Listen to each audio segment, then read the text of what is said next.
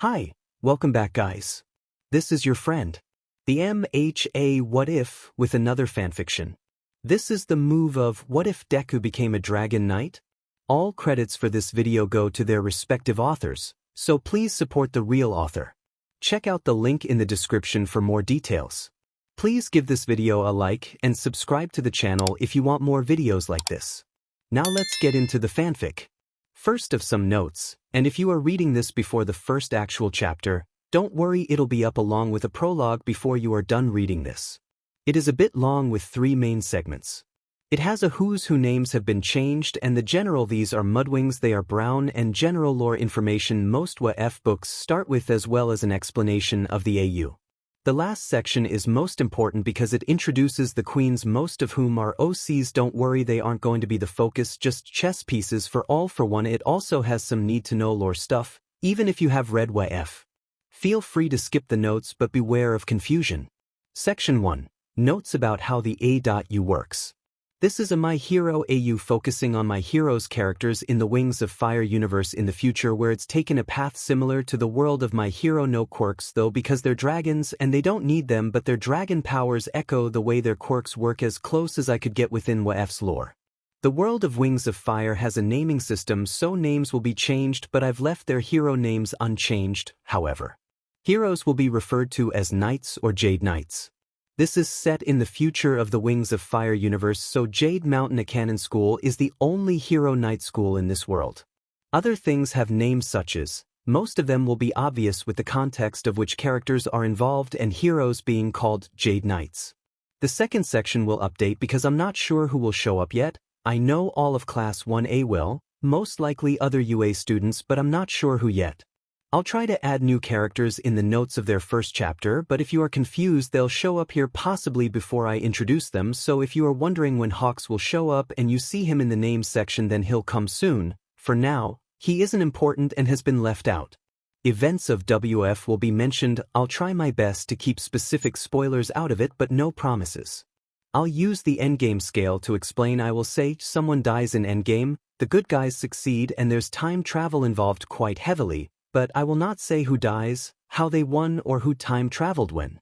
I'll be vague. But if you care about spoilers there will be a few for both YF and Fenchit. The plot will follow My Hero loosely at the start before suddenly veering hard into more Wings of Fire-esque war and political drama. Bad things will happen in this FIC, injuries and deaths. No character is 100% safe from everything. Dragons in this world have claws, teeth, fire, acid, ice, sticky silk and stingers. Dragons are very mean and will use these on each other plus other creative alkies. Please enter this FIC understanding here be dragons. Section 2. Names and faces. Midoriya, Pine, a small dark green leafwing with brown spots, brown-black horns, wings and spines and bright green eyes. Bakugo, Bombadier, a lean hivewing with sparse jagged black stripes over his fiery yellow-orange scales. He has amber eyes and a black mask-like marking. Zero, Swallowtail, a tall bland-looking dark yellow and white silkwing with dark gray stripes. Kaminari, Sulfur, a bright yellow silkwing with jagged navy spots forming bolt-like marking on his wings. Koda, Dogwood, a large dusty brown leafwing with bright green specks and dark brown eyes. Mineta, Purple, a short shimmering purple silkwing. Kamui Woods, name not known, only his night name same as Yusol, dark reddish-brown leafwing with bright green eyes. Present Mike, Cicada, a primarily yellow hivewing with a black splodge over his shoulders, torso and neck. Green eyes. Midnight, Lady, a predominantly black hivewing with patches of red-orange scale and gray eyes. All Might, goes by his night name All Might, a large strong sandwing with golden scales and bright blue eyes. For the past few years, he's had a large scar across his side that stretches up to his neck, preventing his usage of fire. It reaches his wing as well. The scar tissue tears when he flies, so he's been avoiding it. Fate Watcher, Sir Night Eye, greenish right wing with bright yellow eyes. Ida, Hair, a strong silver icewing with ice blue points, silver jewelry and glasses. Uraraka, Bubbles, a small pinkish-brown mudwing with brown eyes. Todoroki, Zowl, an ice/sky hybrid with red-orange scales and white patches. Each side of his face is one or the other eye is amber and one is black. He wears an earring on his orange side associated with ice wings. Tsuyu, Froggy, a browny green mud/sea hybrid with dull glow scales. She has bright green eyes. Momo, Princess Flo, a silver ice wing with white horns, inner wings and underbelly. Ojiro, Baboon, a large golden yellow sandwing with white yellow scales over his underbelly and wings. He has a thick tail and often wears furs to keep himself warm outside the desert. Shoji, Water Spider, a large silvery brown mudwing with odd hand-like appendages on his wings. Kirishima, Crocodile, a very dark red-brown mudwing with pointy teeth. Mina, Delight, a lean rainwing often pink with splashes of teal and little pastel yellow spots. Jiro, Dolphin, a small dark purple sea wing with a lighter underbelly. She has red tones in her horns and glow scales. She has black eyes. Aoyama, Twinkle, a small rain wing often yellow, blue and white. Tokoyami, Dark Shadow, a midnight blue nightwing with a dark gray belly and very few stars in his wings with a yellowish shine to them. Satu, large dusty red skywing with brown horns. He seems to have a few mudwing traits, perhaps a distant hybrid. Hagakure, Mystery, a lithe rainwing who is often a minty green with flowy blue accents. Aizawa, Silent Gaze, a gray-bellied, dark gray nightwing with gold eyes. He has white teardrop scales under his eyes. Blood King, Leech, red-orange scales with a black mask and black splotches. All for One, Power Taker, a black nightwing with a white belly and white teardrop scales. Shigaraki, Silt, a light blue sea wing with white patches where he's plucked out his own scales from stress. Redis. Dabi, Blue Blaze, a skinny black dragon who glows an odd blue. It is assumed he is a night hybrid of some kind. Toga, Bloodwatcher, a small albino nightwing with blood-red eyes. Twice, Badger, a sandy yellow sandwing who often wears a muzzle. Nizu, a short blonde scavenger human, missing an eye. Section 3. Intro to the modern tribes of the world. Pyria is the larger of the two known dragon continents. Its varied terrain gave way for many tribes to form and many rivalries to begin. Pyria is very cold in its northern half and has little rain to the west. The east is very wet and volcanoes are common in the warm, humid south. Due to its crowded nature, fights are common, and due to its terrain many tribes are separated from the others and control of an area belonging to one tribe was seen as normal. To keep the peace, Jade Mountain Academy devised the Jade Commission and the Jade Knights. In the past, they were peacekeepers. In the present, they're law enforcers for the Jade Commission, a selection of Jade graduates and representatives from each kingdom. Pantala is the smaller southern dragon continent. It has fewer tribes on it and less varied terrain. The northern half is tropical forests and jungles. The southern is more temperate with sparser trees the further down you go. Pantala has a long history of dragon cohabitation, and after the Freedom War, this quickly resumed. However, many hivewings still believe things were better in the time of Queen Wasp when there was only one leader. However, they also scoff at the idea of an all-dragons-allowed democracy like the Silkwings have. So many accurately believe it to actually be about hivewings leading everyone. For protection against this, the Pant-Allen tribes also joined the Jade Commission soon after its founding. These are the current Pyrian tribes. Skywings. Location: Skywings live in the mountains of central Pyria. They are one of the larger tribes. However, they have lost much lowland territory after the War of Sandwing Succession. Leadership: Queen Harrier, typical dragon monarchy. Matriarchal line can challenge the queen to a fight to the death. Winner takes the queenship.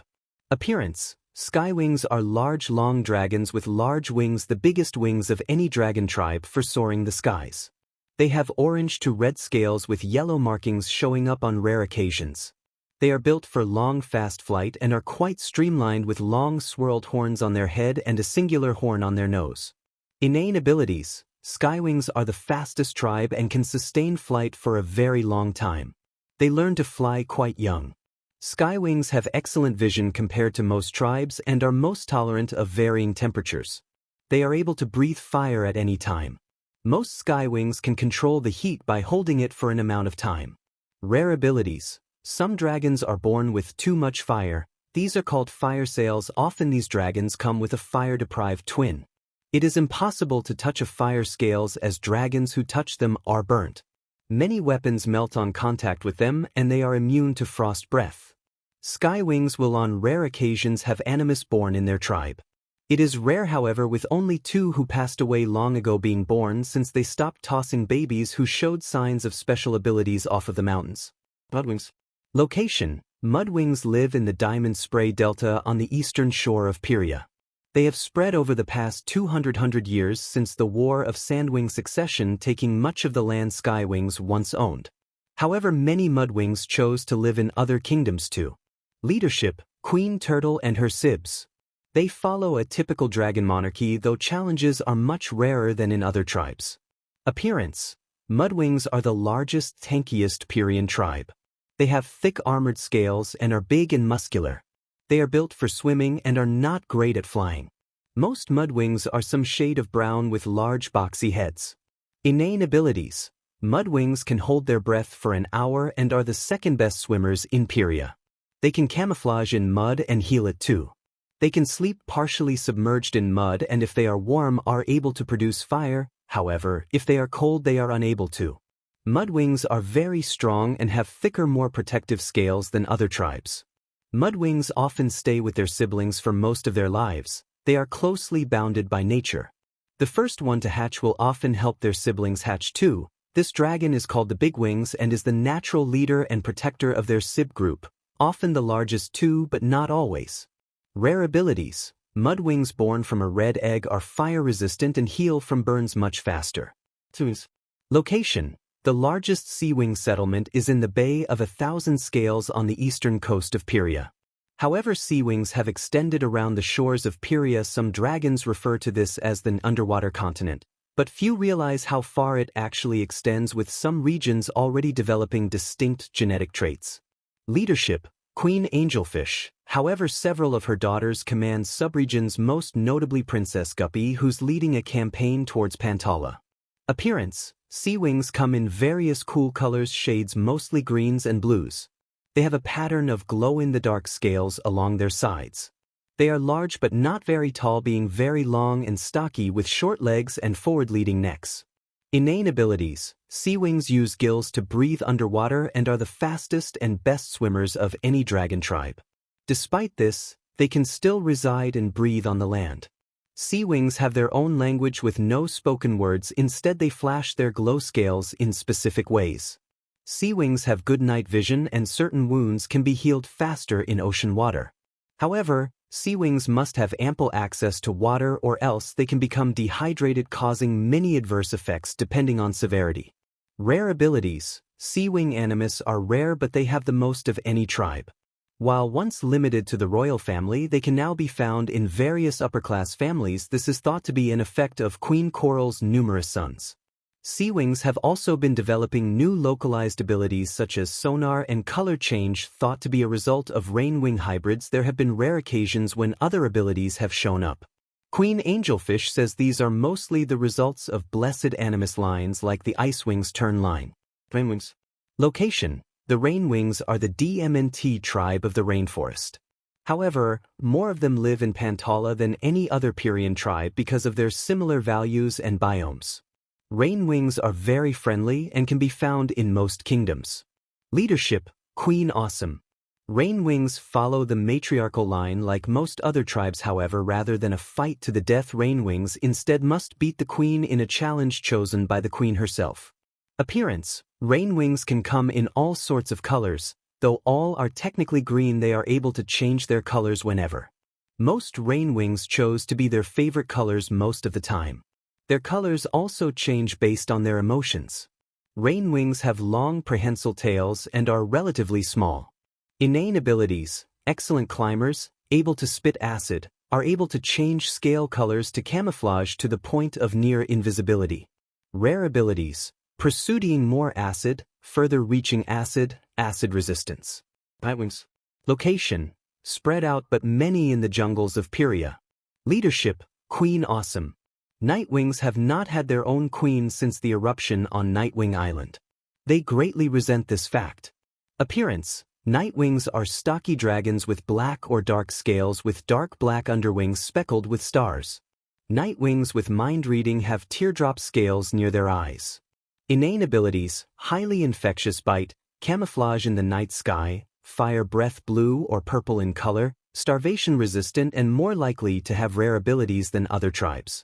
Rare abilities: Nightwings born under one moon will have either mind reading or future sight. Nightwings born under 2 moons have both, and all 3 moons result in a powerful combination of the two. Nightwings are also known to have animus dragons on occasion. Sandwings. Location: the deserts of Pyria, but many live in other warm kingdoms too. The Kingdom of Sand is home to many other tribes too. It is a very accepting place. Leadership: Queen Meerkat. The Sandwings are unique in Pyria as they do not follow a royal line at all. Any adult female dragon can challenge the queen, however it is not a fight to the death. Instead, all that must be done is the challenger must remove two Eye of Onyx from the queen's neck and place it around their own. This jewel was enchanted by a Sandwing animus long ago to kill any unworthy queens. The queen must always wear this jewel from the moment it is taken to the moment of her death. It is the most lethal challenge of all dragon tribes, killing at least 5 dragons yearly. The record for Queen Meerkat's reign is 26 in a very, very bad year. Appearance: Sandwings are small in stature, beiges, yellows and tans with other rarer shades mixed in. They are known for having many interesting markings, often in shades of black and brown, but white ones have also shown up in recent years. Sandwings have forked tongues and a stinger on their tail resembling that of a scorpion. They usually have dark eyes. Inane abilities: fire breath, radiate heat, venomous stingers, need little food or water to survive, endurant flyers.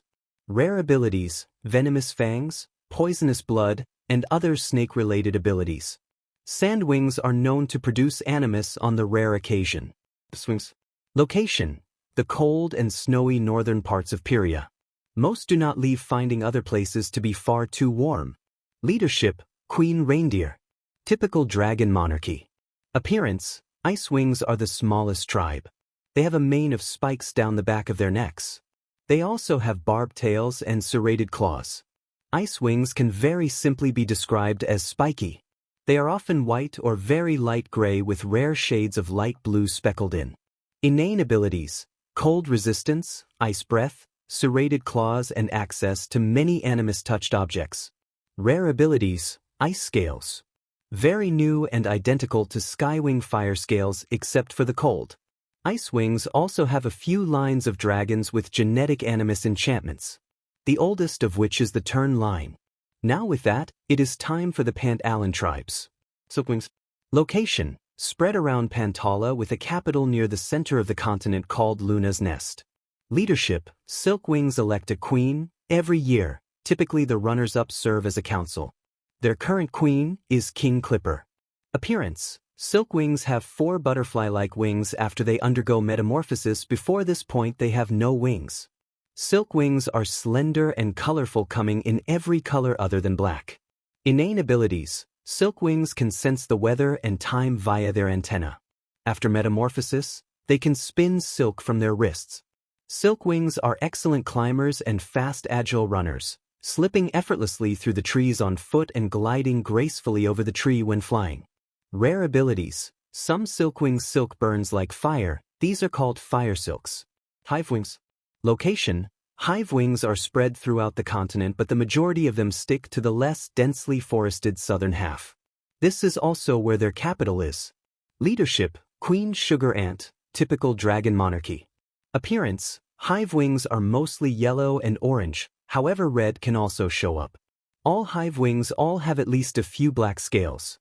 They are slender with 4 insect-like wings. Inane abilities: Hivewings can sense the time of day in complete darkness. Rare abilities: Hivewings can have various insect-related abilities, however many do not. Some have more than one, but this is incredibly rare. Leafwings. Location: Leafwings live scattered throughout Pantala. Their capital is located in the poison jungle on the northeastern peninsula. Leadership: Queen Olive. Appearance: Leafwings come in many shades of green and brown, though rarely some have autumnal accent colors. Leaf wings are slender with a pair of leaf-like wings and leaf-like tail tips. Innate abilities. Most leafwing possess some degree of leaf spec. This allows them to influence a plant's growth or simply sense the plant's needs. Leafwings are excellent climbers and are able to derive some amount of nutrition from direct sunlight, causing them to need less food than other tribes. However, they cannot persist on sunlight alone for very long. About 1 in 7 leafwings are poison-resistant. This is a recent adaptation thought to have started showing up after the tree wars. Rare abilities. Some leafwings have significantly stronger leaf spec than others.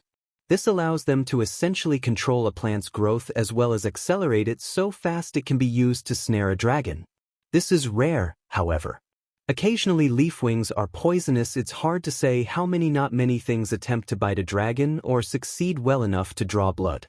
Some leafwings very rarely possess the ability to talk to animals. This ability was not documented until after the incident with the Breath of Evil and is only seen incredibly rarely in dragons descended from those under its control. As such, it is widely considered the last evil remnant of the plant.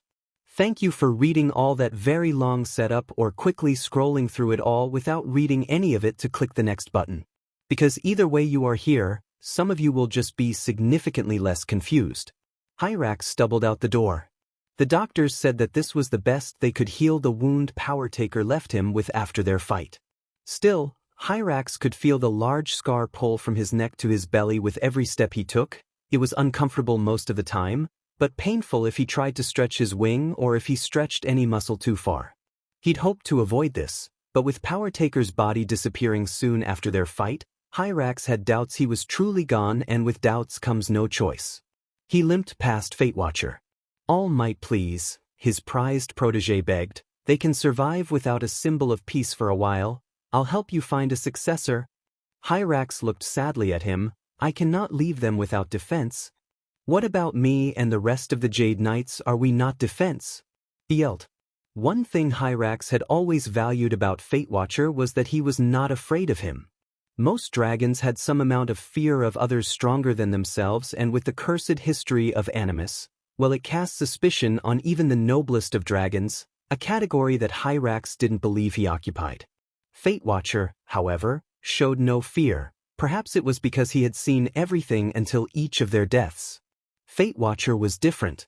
He showed no hesitation to challenge All Might, but today that special trait of his was the thing that made his blood boil. Knight, you know that's not what I meant. He growled stubbornly and unsteadily, marching away, his gaze fixed upon the door. Fate Watcher, however, would not take that for an answer. What is what you meant? Why do you need to work until you tear yourself to shreds? In his rage, Hyrax whipped back around, trying to ignore the pain this sudden movement brought him. He felt fire rise in his throat like the waves drawing back before a tsunami, but before the wave could flash and the fire could spew, burning pain seared his throat. Hyrax felt like his lungs were escaping his mouth rather than fire, his coughing fit knocking him to the ground. Hyrax! Fate Watcher yelled. Hyrax hated this. He hated proving his student right. Why did he always have to be right? Fate Watcher ran for a doctor. In some ways Hyrax was grateful for this outcome. He hadn't even succeeded, but still, he felt guilty at the thought that he was about to shoot fire at the feet of the closest thing he had to family. Fate Watcher was the only dragon capable of giving him pause, and with his clock ticking he had no time for it. He regained his breath slowly as a wave of defeat rolled over him. Now, much like the days of his youth, he was missing a power innate to all Sandwings. He looked at the stinger he gave himself with the Animus power given to him by his mentor. He could fake fire breath with her power too. He was good at pretending to be things he was not. The only thing in his way was Fate Watcher. All Might must put distance between them, for the good of the world. The summers in the northern parts of Pantala were always a dreary time. Storms rolled over the tropical jungles. Insects deafened any dragon not wearing earplugs. Pollen irritated the nostrils of all. Silkwings held their annual election, leaving many dragons' favorite stores closed as their Silkwing owners flew off to go vote, and Pyrian tourists came down to the southern continent hoping to escape their winter and flooded the beaches. But in Pines' opinion, the worst part was the Jade Mountain Expo and the recruitment weeks. The whole content would talk about nothing else for a whole month. Pine loved Jade Knights, he'd always wanted to be one, but all the parades, powerful hopefuls and demonstrations only served to remind him why he couldn't. Pine was a Leafwing, the eldest Pant-Allen tribe, one who'd survived genocide, mind control, exile from Pyria and civil war, though the exile bit was more speculated than recorded thanks to that first one. They'd made it through all of it with their own soul but incredibly powerful ability. Leaf speak was the ability to talk with plants and encourage them to grow big and strong. Not all Leafwings were created equal though. Some were able to grow a tree in a matter of days while others could ask a tree to flower a day early with a big argument over why. Pine was unable to talk to plants at all. Most could at least sense the plants around them and their feelings, not Pine though. Hivewings could all sense the weather and time, same for the Silkwings as well as their signature silk. However, a Leafwing could be born with no leaf speak at all, and without it, they had nothing else.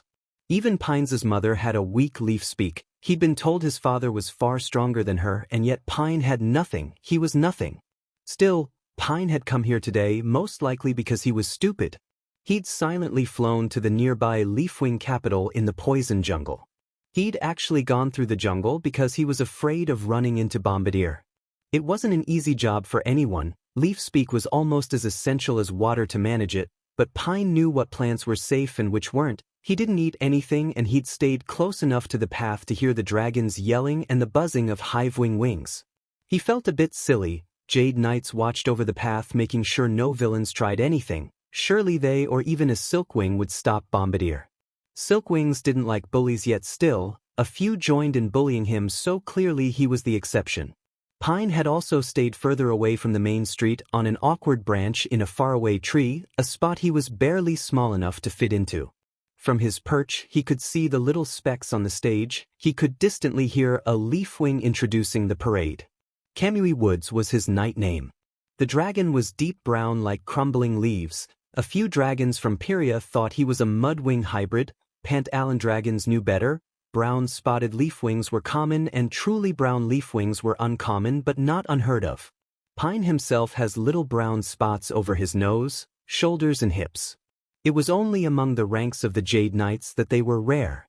Pine personally believes the lack of brown Leafwing Knights is due to the Jade Commission's bias against hybrids and that most members are Pyrian and they're based in Pyria. He shakes his head clear of his bubbling thoughts, trying to listen to the presentation. They usually sent one rep from each tribe plus a few knights already in the area. Woods introduced a few of them. Some that jumped out at him were Emilady, a new Mudwing Knight, Present Mike and Midnight, two Hivewings, and Best Genist, who's a Silkwing. They mattered to him as fellow Pant-Allen dragons. Ingenium, who'd been recently stationed here. Pine hadn't seen much of him except on the way in. It was Pine's first time seeing an Icewing in the flesh. They didn't like the tropical climate of, well, most of Pantala, but northern Pantala especially. Even though Ingenium was mostly covered, Pine had still seen the sharp serrated claws and spikes on the way in.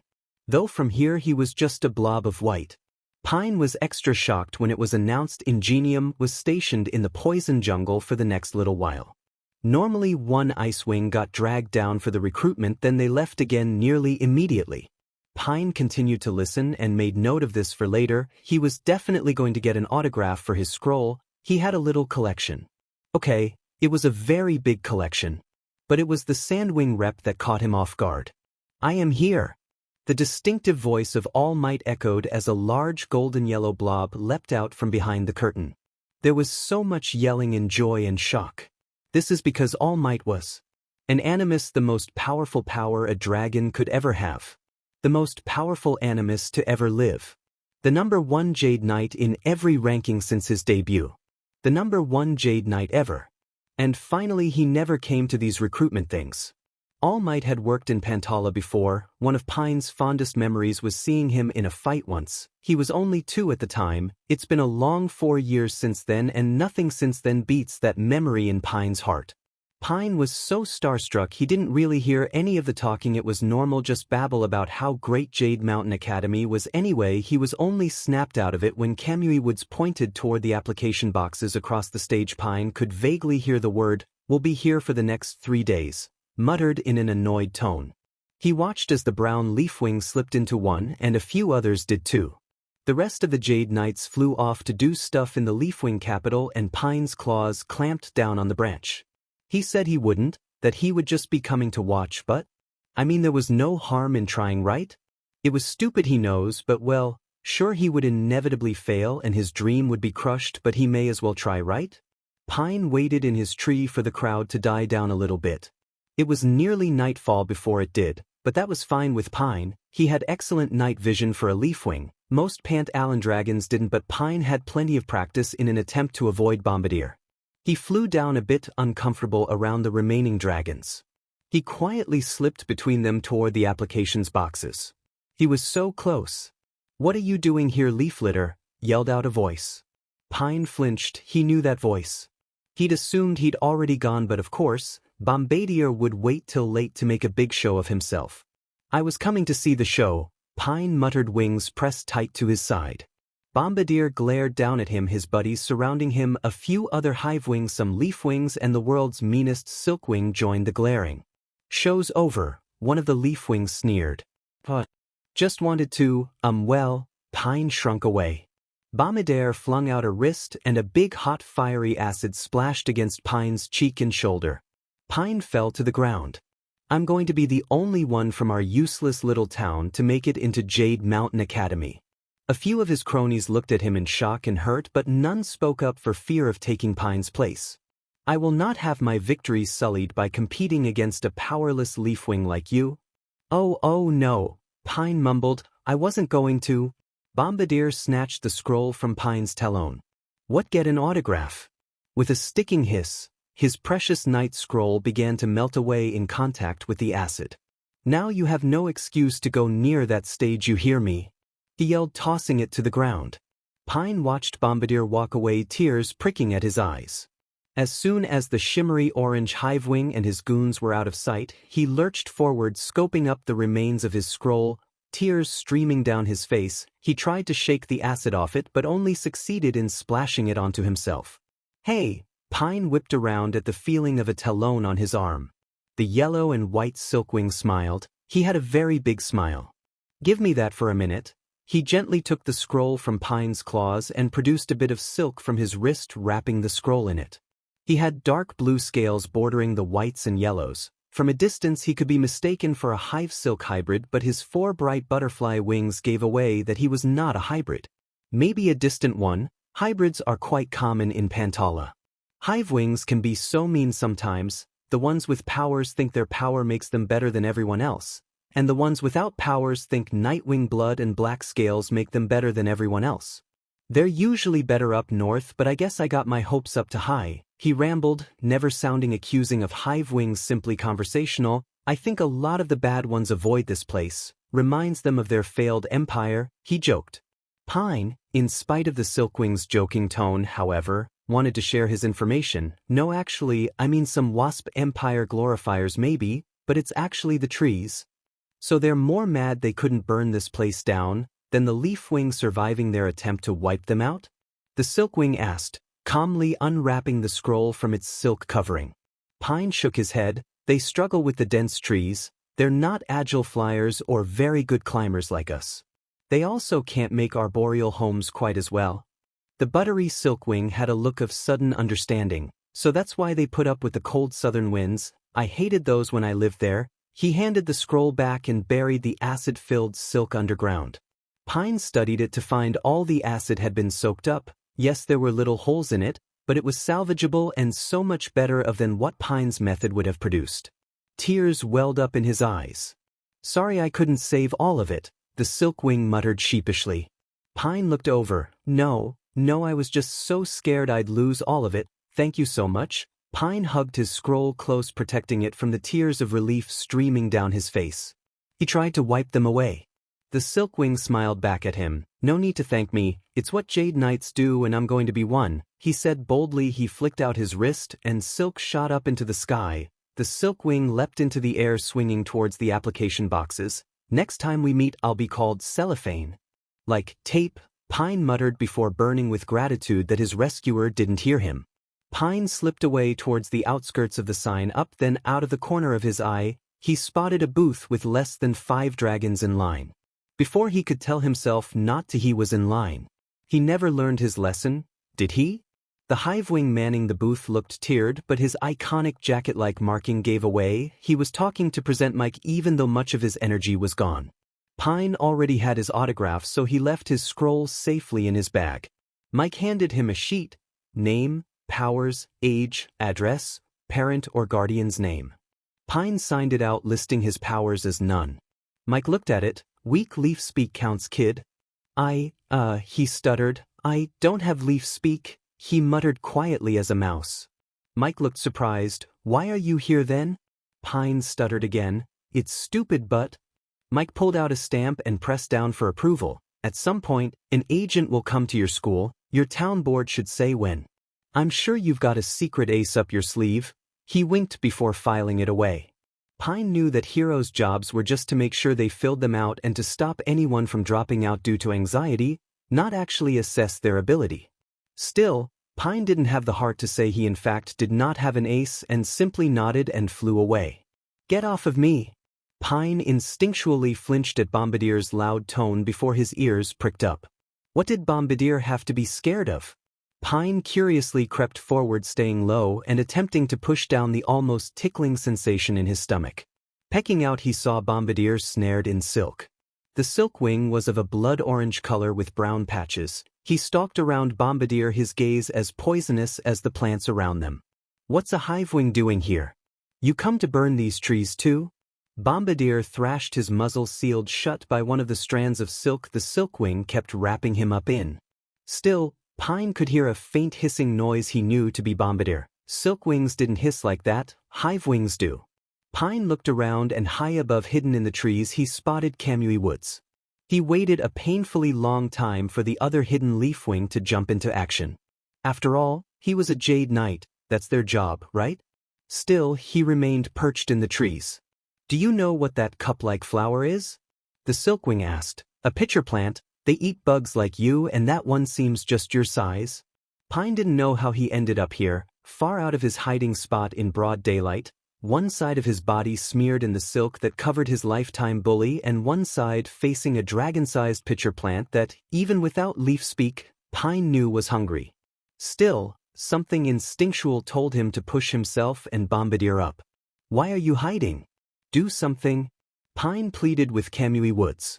Kid stepped down, a large mudwing begged. Lady. Another Jade Knight.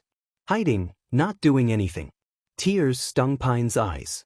His claws slipped into the loose jungle soil, the weight of the snared and thrashing Bombadier pushing him down further. Pine steadied himself, planting his feet back on the earth. He could smell the sweet secretions of the plant less than a wing length downhill. Cowards! Pine yelled, his every muscle trembling. Desperately, he swung himself around, angling his side currently glued to a snarling, panicked hivewing so that his lifetime bully and an old friend wouldn't fall into the pitcher plant. They both slid down quickly and unstoppably. Pine braced himself, knowing that at this angle he would be the one trapped inside. When he opened his eyes, he could see the inside of the plant was lit with a dim and yellowish light. He was suspended over the acidic digestive fluid of the plant. The silk that bonded him to Bombadier pulled painfully at his right side. Pine swears it was slowly tearing his scales out, one by one. Right now, however, the silk and Bombadier's weight attached to it were the only things keeping him suspended over the deadly liquid rather than being inside it. He could hear yelling outside but couldn't make it out. He curled into himself, trying futilely to put more distance between himself and the acid. A deep booming yell, that the fanboy in Pine heard as "I am here," echoed around him. That was All Might's catchphrase. Pine couldn't quite tell what had actually been said, probably not that though. He liked his interpretation of the yell to old dying dragons having a dream of loved ones visiting them or some other vision before they went. His mother told him that could happen, the brain giving one final comfort to the dragon before they died. It was different for everyone what they heard or saw. Suddenly, a bright, blinding flash of light shone into the plant as claws ripped through the bottom, the wielder of said claws leaping back to avoid the spray of digestive fluid. As Pine's eyes slowly adjusted, he heard a foam sound like fire breath and the plant fell to the ground. It wasn't a far fall, but still it hurt. Pine shivered at the horrible feeling of the plant's cold, slippery coating against his face and scales. He felt the weight of Bombadier above him be removed and sat with the sudden stillness of the silk still stuck to him. He tried to wriggle his way out, but soon the claws came back to cut him free. A large golden sandwing. Oh my! Pine stared up at him in wonder as the animus pulled him out of the plant. With a wave of his talons, the silk was lifted off of his scales. The magic was so precise, not even a sticky residue was left behind while all of Pine's scales were. That was reckless. You should have waited for help, All Might grumbled. Pine nodded. They weren't helping. I know him. I thought he was going to die. He choked out an explanation. All Might looked sympathetic. It's easier to save one dragon than two, he said finally. Pine nodded again, feeling a bit like a broken record. All Might turned to leave, but before he did, Pine pulled his scroll from his bag. All Might looked at it before taking the pen Pin handed him to sign it. I'm guessing you're both here for the Jade Mountain tryouts, All Might guesses as he signs. Pine once again nodded, a bit too starstruck to say anything else, not wanting to make his idol more upset with him. You'll make a good knight with instinct like that, All Might finished, handing him back the scroll. Even without leaf speak? Pine asked. All Might's eyes widened. He didn't need to say a word, Pine already knew. Perhaps, in that case, that instinct may be better used in healthcare or emergency relief, the sandwing grumbled while using his elbow to rub his large scar stretching across his torso. Listen, kid, I've got to go, he said with a grimace. With that, abruptly All Might took off. Pine slipped his scroll back into his bag and stumbled up the cliff. Bombadier glared at him, angry as ever. Great, you scared All Might away, you useless nerd. Pine slipped past quietly. MT Lady tried to stop him, trying to get him to wait for medics, but Pine brushed it off. It's fine. I'm okay, he squeaked, barely loud enough to be heard. The last thing Pine heard as he left was Bombadier's snarl. The world would probably be better off without a weakling like him anyway. Pine took off, running along the path through the poison jungle, trying very hard to stop the tears running down his face, sparked by the burning shame in his heart. He met All Might, and yet somehow this felt like the worst day in his miserable life. Pine slipped back home once again on the edge of the path. He spotted Ingenium perched on guard through the trees, and despite this being the first opportunity and likely one of the only opportunities he'd have to meet an Icewing, he didn't have the heart to go join the crowd around him. He slipped through the trees, waiting for them to thin enough that he could fly home and flop into his bed. Maybe cry, but he didn't have much energy for that either. He knew his dream wasn't going to happen. Still, it hurt to have his idol say as much to his face. He'd pondered first response and healthcare before. He didn't like hospitals and doctors' offices. He never had, as far as he could remember. It was some deep-seated aversion, most likely because that's where he found out he would never have any leaf speak. And first response was just field medicine, and everything else was covered by the knights and military. The Leafwing military was also pretty choosy and also preferred Leafwings with strong leaf speak. Still, he was sneaky and good at hiding, both traits they valued. But Pine didn't feel like living his whole life hiding from a bigger threat. Maybe he'd become a tour guide or something. Pyrian tourists didn't know how rare a Leafwing with absolutely no leaf speak truly was. His wings were sore when he got home. He didn't care. He half-heartedly greeted his mother and just fell onto his bed. It was like a dam broke as soon as he was alone in his room. Tears poured out and he curled into himself, trying to be quiet so he didn't upset his mother. If she heard, she'd be so worried. He sat there shaking and trying to get his breath under control, trying to console himself. He couldn't keep crying for more than half an hour. Surely he'd run out of water. It'd be over soon. It felt like every time the tears stopped and new hurt started them up again. The next day, Pine managed to work up the strength to get himself to the grocery store. Mangrove Village was a small settlement. Despite being coastal, there were few beaches and little reason to come here. Still, a few tourists came through every year. After all, it was a pretty dense forest, about as close to the poison jungle as you could get without all the poisoning. It was also known for having a really good restaurant. Most Pirhane dragons eat mostly meat, Silkwings don't at all, and Leafwings do, but not as much as most Pyrian dragons. As such, it was hard for Pyrian dragons to find good meat this far north. However, Greenstripe was run by a hivewing/leafwing couple, meaning that even meat-eating Pyrean dragons could experience true Pantalan cuisine rather than Pyrean dishes poorly replicated by leafwings or the dishes hivewings made, which were only marginally different, with their biggest difference being their desserts, which were mostly Pantalan anyway. Most dragons didn't really bother, but yearly visitors, dragons who had family in Pantala and foodies, sure did. All this to say, Pine wasn't too shocked to see a few Pyrean dragons about that day. A family of colorful rainwings who came here every year to visit their cousins, a very lost-looking nightwing and a very unlucky mudwing who was the current victim of Bombadier's squad. Though Bombardier wasn't with them, it was all pretty normal. He was already in the grocery store when something caught his attention: a feeble and cloaked sandwing attempting to carry a gazelle to the counter. "Do you need help?" Pine asked, shouldering the gazelle. The other dragon didn't say a word. Not overly strange. Pyrean dragons hated being seen as weak and were allergic to accepting help, so knowing a Pyrean no would have been very loud and obvious. Pine took the silence as a yes. He quietly helped bring the gazelle to the counter manned by Manuka. Manuka smiled and helped the sandwing out wordlessly. He was a good, strong and kind leafwing, so much so that even Bombardier didn't try anything in here. Knowing that the sandwing was in good hands, Pine went back to his task, picking up where he left off. He was quick, wanting to finish quickly so that he would be out exactly when Bombardier and his friends went home or out for lunch. It gave him a window to get home without any broken eggs or bruised fruit. Sadly, today life was not on his side. Bombadier's cronies were right outside, harassing the poor sandwing just out of Manuka's view. Pine placed his bag gently beside the window and rushed forward, slipping between the sandwing and the group. "Leave him alone. He's just trying to get his food back to wherever he's staying before it thaws," Pine snarled. Most of the group just laughed at him, a few snapping and slashing at him threateningly. They were giggling when he flinched. One eventually growled, "He actually picked a fight with us." He body slammed Cabbage Moth. The white silkwing nodded in agreement. "I got him off of the mudwing," the sandwing huffed hoarsely. Pine nodded. "They like picking on dragons who don't fight back." He spotted the lone mudwing cowering in a corner. He didn't know if the bullies knew that he was without his sibs, but they definitely knew he was looking for someone. Pine glanced back at the sandwing. "I saw a group of mudwings down by the bay. Do you know where that is?" The cloaked sandwing nodded. "I'll handle them. You help the mudwing find his family." Pine glanced at the sandwing, trying to figure out how to explain that neither of them could take the cronies in a fight, but Pine could most likely take the beating better. The sandwing lashed his head to the mudwing, glaring at Pine. Pine glanced at the stranger's tail. "No poison," he said pointedly.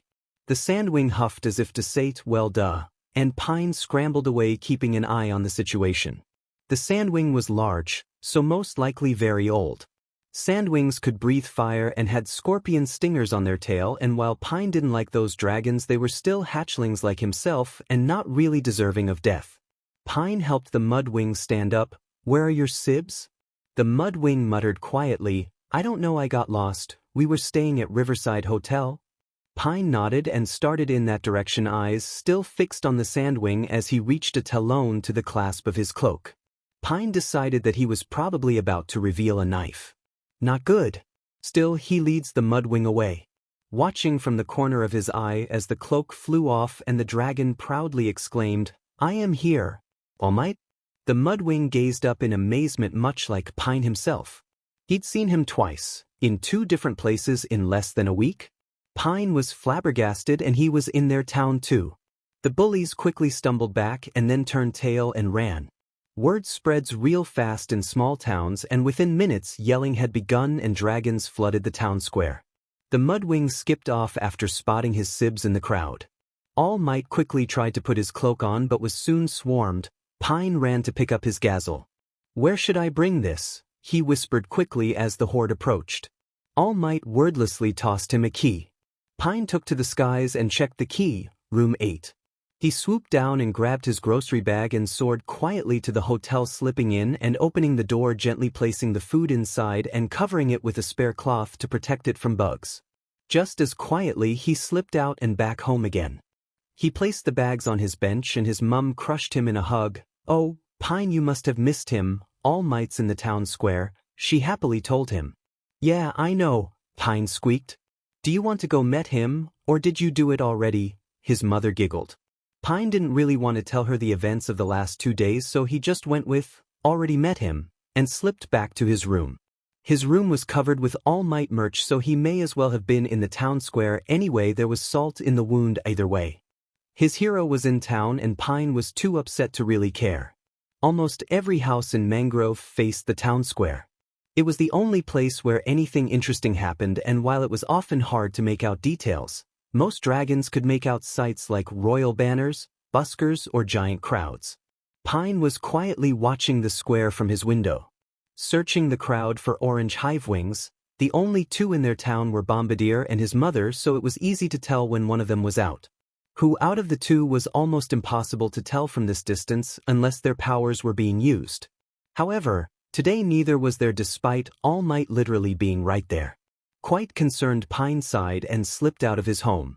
Leafwings and Silkwings lived up high looking down on the town, while Hivewings lived down below. It was entirely possible Bombadier hadn't seen it yet and his goons hadn't told him. Pine wouldn't tell Bombadier he just got scolded by All Might either if he was them. Pine didn't really want to tell him, but he was concerned that he hadn't seen him all day, so he glided down towards his house.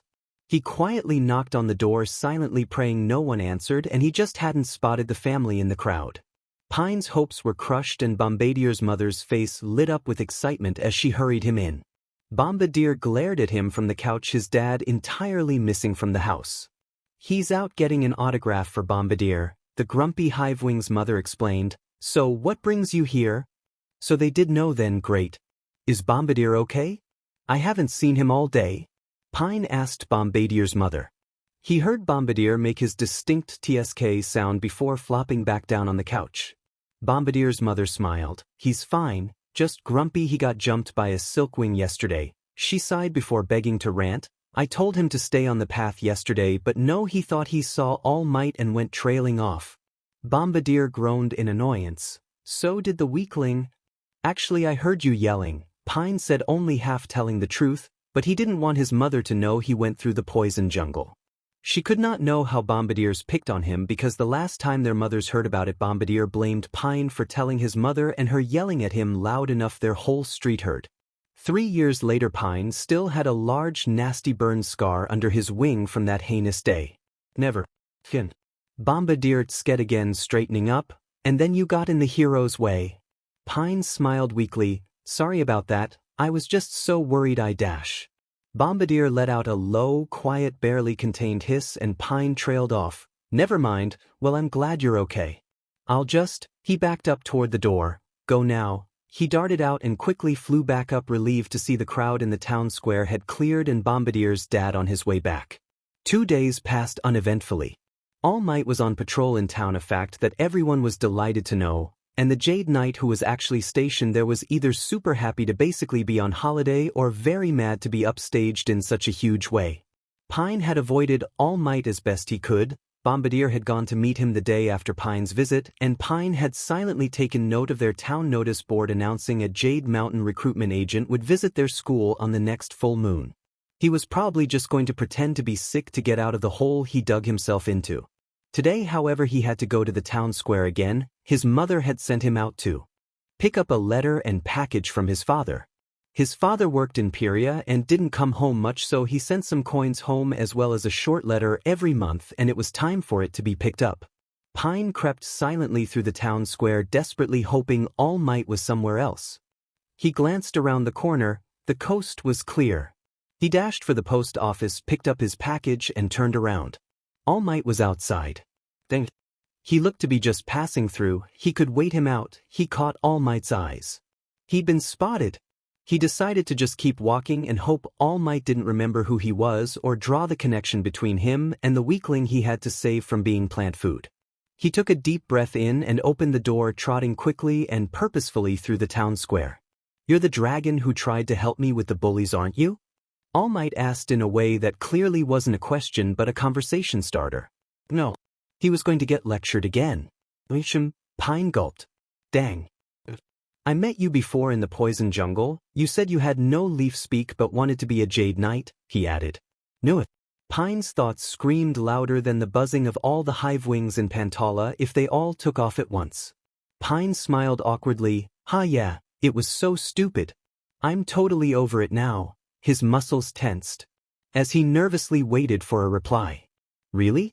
I thought of an idea, All Might said sadly. He sounded genuine. What are you planning to do now? Tour guide. Pine smiled, but it was clearly forced. Oh. All Might seemed so confused. All right then. Pine was a bit too curious not to ask. What was the idea? If you no longer want to be a knight, then All Might begin. No, I still want to be one, it's just not really an option. He explained very curiously about that idea. All Might nodded. It may be. He looked up and out into nowhere as he said it. I don't want to say too much here. He looked back at Pine. Pine nodded. He probably didn't want to sound like an idiot suggesting some weird alternative idea in public. That's okay, I need to bring this to my mother anyway. He showed All Might the package. We could meet at Dragon's Horn Beach. It's filled with trash, so no one ever goes there unless they're dumping stuff. All Might looked shocked and nodded. He looked a bit sad too. Pine had a feeling this would be another thing to the effect of, how about you forge knight armor? Still, Pine decided to hear him out. Maybe it was because of the stupid little voice in his brain others called Hope was at the helm again, but he decided to let it be. His heart was already broken, so there was nothing to lose. Right? Pine felt like he was doing something wrong when he snuck out to the beach, staying in the trees as long as possible to avoid Bombadier. He'd gone early in the morning too, so All Might wasn't there yet. He just slid into a hidey hole between a pile of garbage and a rock, but it had a good view of the ocean. He stared out at the small island in the distance that, when he was very little, he once thought was Pyria until his mother told him Pyria was much, much further away. He'd expected to have more time to ponder his thoughts before he heard a dragon landing on the sand. He crawled quietly out to see who it was and quickly stood up to greet the great golden sandwing. All Might, he asked quietly, stepping forward and trying to hide the fact he was hiding. It is a mess here, All Might muttered before dipping his head in greeting. So the idea I wanted to talk about. Pine nodded but stayed silent. He'd already said enough stupid things to All Might. I was not born an animus, All Might said. Pine's jaw dropped. How could that? His thoughts were quickly cut off by All Might continuing his monologue. I was born Hyrax, a sandwing from a poor area of the Sand Kingdom, near Scorpion City. I had a deformed, useless stinger, and the other dragonets around me made sure I wouldn't forget it. All Might continued. Pine felt a sympathetic loneliness rise in his heart. He knew what being less than felt like. A villain attacked my small town, a bandit. One of the Jade Knights, a sea-wing animus, took them on. In the fight, a building caught on fire, a dragon was stuck inside. She was a rainwing. They're a tribe that can't breathe fire and are very prone to burns compared to most Pirhane tribes. I leapt in to get her out. I was nearly squished under the flaming wood, but I tossed her out. After that, the animus took me on as an apprentice and eventually gave me her gift, one she inherited too. An animus gift passed down to avoid the curse placed on animus magic by a power-hungry dragon not long before the Jade Commission was formed. Pine let it all sink in. All Might was not born with his power. He was long known as a true animus, not a partial animus as most animus were. In truth, Pantala didn't have any animus dragons at all other than occasional Jade Knight visitors. Pine was a bit obsessed with learning as many stories about them as he could. Some seemed true, others more like fairy tales. It was hard to tell which was which in Pantala, as it was all just stories, no direct sources. He'd heard tales of animus magic being broken into 4 categories: selfs, transformatives, enchantments, and others by a powerful animus, with each dragon only allowed to possess one. In the story, it was done to prevent the corruption of the soul. Pine had dismissed the story. After all, All Might was proof it was just a story from a bygone era. But it was true. I could train you to be my successor. Being an animus is an automatic ticket to Jade Mountain Academy. I believe your soul is good enough to overcome the evils that follow animus dragons around. All Might finished the story. As he did so, he was careful to include the part about the evil that followed animus dragons around. It was a curse that slowly sucked away at their souls, and though some had tried to stop it with clever enchantments, such as Darkstalker, enchanting the curse to be of physical effect rather than mental like Jerboa 3, or strict rules like Ice Wings, however, nothing seemed foolproof enough to stop it completely. Despite the veiled warning, Pine wanted to scream out, "I'll do anything." But that rational part of his brain went, "Why do you need a successor?" All Might looked a bit sheepish. Yes, that would be important. The Animus who divided Animus magic did much more than that. He and two other dragons, named where Delightful and Peacemaker, brought back Animus magic after it had been removed from the world. They did this by using a spell found on an island belonging to a sea-wing Animus of a bygone era Fathom. This scroll would give the user whatever it took to save Pyria from any danger that threatened to end it. So after his friends helped him find the scroll, he took it and manufactured a situation where the only thing that could save Pyria was Animus magic. All Might paused to check Pine was still listening, to which Pine nodded. That was the beginning of the Dark Ages, era of villains, time of great suffering, or whatever your town called it. He became an Animus. It ran in his family, and he knew that. With Animus power magically restored, he was pleased to discover he was one, but he didn't want others to know, so he hid its return from the world, blamed the dark times on its return, and swooped in with his four-split solution. In reality, he just wanted to be the most powerful Animus. Pine hummed in. Acknowledgement, too focused on the history lesson to say anything meaningful. He made a mistake, though. He gave his brother the Animus gift. His brother was of the other type. Animus of the other type can enchant another dragon, but only one spell over and over. His brother expected his help, but instead of helping him, the younger brother made his spell to be to give another dragon his Animus gift. When he did this, dragon gained his magic and his spell, but he also gained the enchantment type layering on top of the other type. Each dragon that got it layered onto its power, I call this Animus power one for all. Now 8 generations later, I can cast an array of spells on myself, enchant up to 8 objects at a time rather than 3, use any other spell one of my predecessors used as well as the one I chose myself, and transform objects with little exhaustion. Some think I am a true whole Animus, but I am not. However, the only true Animus, I call him all for one as I do not know his name, lived on. Pine's eyes widened. How old is he? Over 200 years, I suspect a spell extended his lifespan. I've never heard of a dragon over 150, All Might sighed. So I went after him. My choice of other spell was to nullify the magic of another Animus for 10 minutes. I knew the power of this spell was boosted by its limitation. I took him out at the price of this. He traced his scar with his talon. I need a successor because of this wound. It is slowly destroying my body. I can no longer breathe fire naturally, and new pains surface every day, as well as a slow lack of mobility in my wing. I fear this wound may kill me eventually. It was after all an enchanted blow. I also fear he may have survived. We found a body, but it's hard to believe someone so omnipresent can ever truly be gone. So, I need to check? Pine asked. All Might shook his head. I cannot leave this world without a protector. It would become your job should you take this offer. Protect the dragons of all continents, and continue pushing back the threats of the Dark Age he started, for without a symbol of peace I fear they will return. So be Jade Knight and I get Animus power, Pine summarized. You would have to be something greater, a hero for all dragons, All Might corrected. Isn't that what a Jade Knight is supposed to be? Pine asked.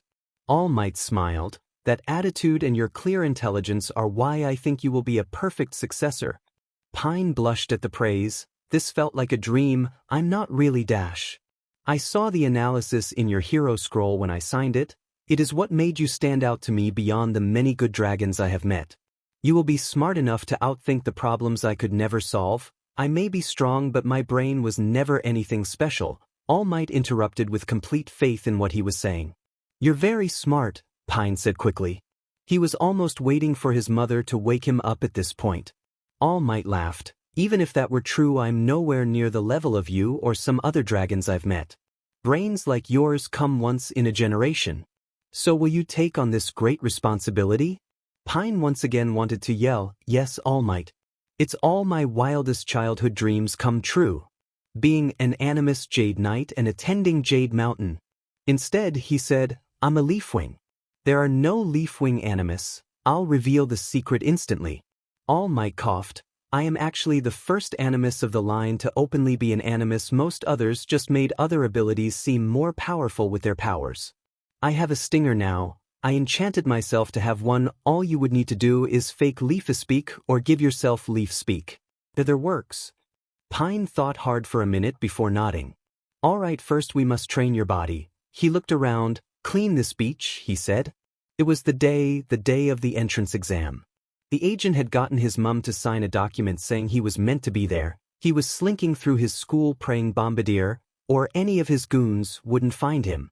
All Might used his power to pass on his animus magic to him that morning so Pine should stand a chance, a concept that felt strange. Pine never thought he would stand even a sliver of a chance of beating the physical half of the exam. Though oddly Pine didn't feel any change, he was also afraid to try and use it because what if he broke it? It was a stupid fear, but it would be pretty in line with his luck on most days. Pine had spent most of his morning trying not to find a reason not to go. All Might and his mother believed in him and he should at least try for them, right? He slid into the back of the class seconds after the door was due to close. Up front present Mike. He spotted the orange back of Bombadier's head up front and not many others, just his goons and a handful of dragons who either were too stubborn to be scared of by Bombadier's crew or were from neighboring towns too small to have their own school. Mike handed out the tests. Pine thought very hard about some answers and some came to him faster than lightning. But it was never the written exam Pine feared. He knew heroic theory like the back of his hand and scored well in most non-physical classes, though his lack of power kept his overall grade rating down. Apparently, that never used to be the case until the Jade Commission and its lackeys demanded for better qualification transference between the continents. A lot of stuff in Pant Allen schools changed for that. Then the Jade Mountain Scouts started moving the group toward the practical exam. Unfortunately, it was at this point Bombadier saw him. Death was in his eyes. Pine smiled nervously and gave him a little wave which caused Bombadier to snort and stomp away. Well, at least he couldn't burn him with heroes about. Pine would just have to leave quickly. The practical exam was a ways away in a field probably owned by a Jade Knight, seeing as it was right by their base. The goal was simple. Nizu had made several robot dragons to destroy, and depending on the size the points each gave varied, with the smallest robot group being 1 and the largest being 3. There was also one worth 0 points which Pine assumed that the bigger ones would spit out as distractions. With that, the group took off. Some ran towards the nearest ones, others swung on the obstacles using silk, some took the skies to swoop off in search of ones further away from the entrance gate. Ashamedly, Pine fell into a smaller group of dragons who ran and hid. It stayed that way for most of the match. Pine wasn't sure how to use his animus magic or how to make it look like leaf speak. Curse All Might's lack of instructions. He could see the robots, though not well, as they were destroyed quickly. Giants of bronze and iron with steam and smoke escaping between the joints. They made this horrid screeching noise akin to a roar and clanked, grinded and whirred with every step. Their movements were janky and their eyes seemed to be either gems or glass cut like gems that glowed blue, green or orange depending on the size. There was a bad feeling in Pine's gut. The biggest wasn't red and there was no sign of the 0-pointers. That wasn't good. He danced between obstacles and climbed quickly and silently looking for his opportunity to strike. Before he was spotted by the droids or Bombadier, he'd glide or run to the next hiding place. Like the gliding squirrels that could sometimes be seen around Pantala. It was as he was running he heard an echoing slam. Metal crunched in a horrible, twisted screech. He swerved, watching as the other dragons darted past him. Their screams of terror were nothing compared to the awful noise this machine was making. Every footstep shook the earth and its claws would slash out to destroy each obstacle, obliterating them to rubble. It was in this rubble he spotted Cabbage Moth. His wing was pinned underneath a rock and he looked injured. Pine watched as all the sensible dragons ran past him. Pine waited silently, hoping one of the exam runners would go save him. He didn't like Cabbage at all. But as he watched him flail, scream and his eyes dart around wildly, something inside Pine stirred. He took a deep breath and ran to save him. Cabbage Moth may have been the meanest silkwing on the face of the earth, but Pine couldn't leave him there. The logical part of Pine's brain said this was a part of the exam and Cabbage Moth wouldn't die here, but his heart didn't care. The machine pressed forward with no sign of stopping, its right foot on the path to hit the pinned white silkwing. Pine yelled something indistinguishable even to himself. He thinks Rise and Move were in there somewhere, and the nearby trees reached out around Cabbage Moth, forming a shield, but Pine didn't trust the branches to hold. He flew up and with a thundering fury screamed, "Leave him alone." The robot reared back, and with a start, Pine realized he just enchanted it, which could blow the secret All Might made him promise to keep. It began to turn, but Pine quickly yelled at the plants beneath, "Grow into its joints, pull it apart from the inside." The 10 nearest plants darted forward following his instructions. As it happened though, he realized most animists could only enchant 3 items at a time. All Might said he could do more, but it was not infinite. His control of the robot broke. The robot whirred back around as the plants pulled it down, smashing him with one enormous claw. Pine felt its claws rip through his wing as he kicked off from it. He steadied himself as he fell, finding impact softer than his mind had imagined. He darted forward wobbly as he felt blood race along his torn wing. He pushed the rock, pinning Cabbage, yelling a quick move. The rock rolled back and Cabbage Moth spread his wings, quickly darting out and away. Pine tried to do the same, but his wing was too torn to get air, so he ran after him as the giant bot crashed down on the dome of misshapen trees.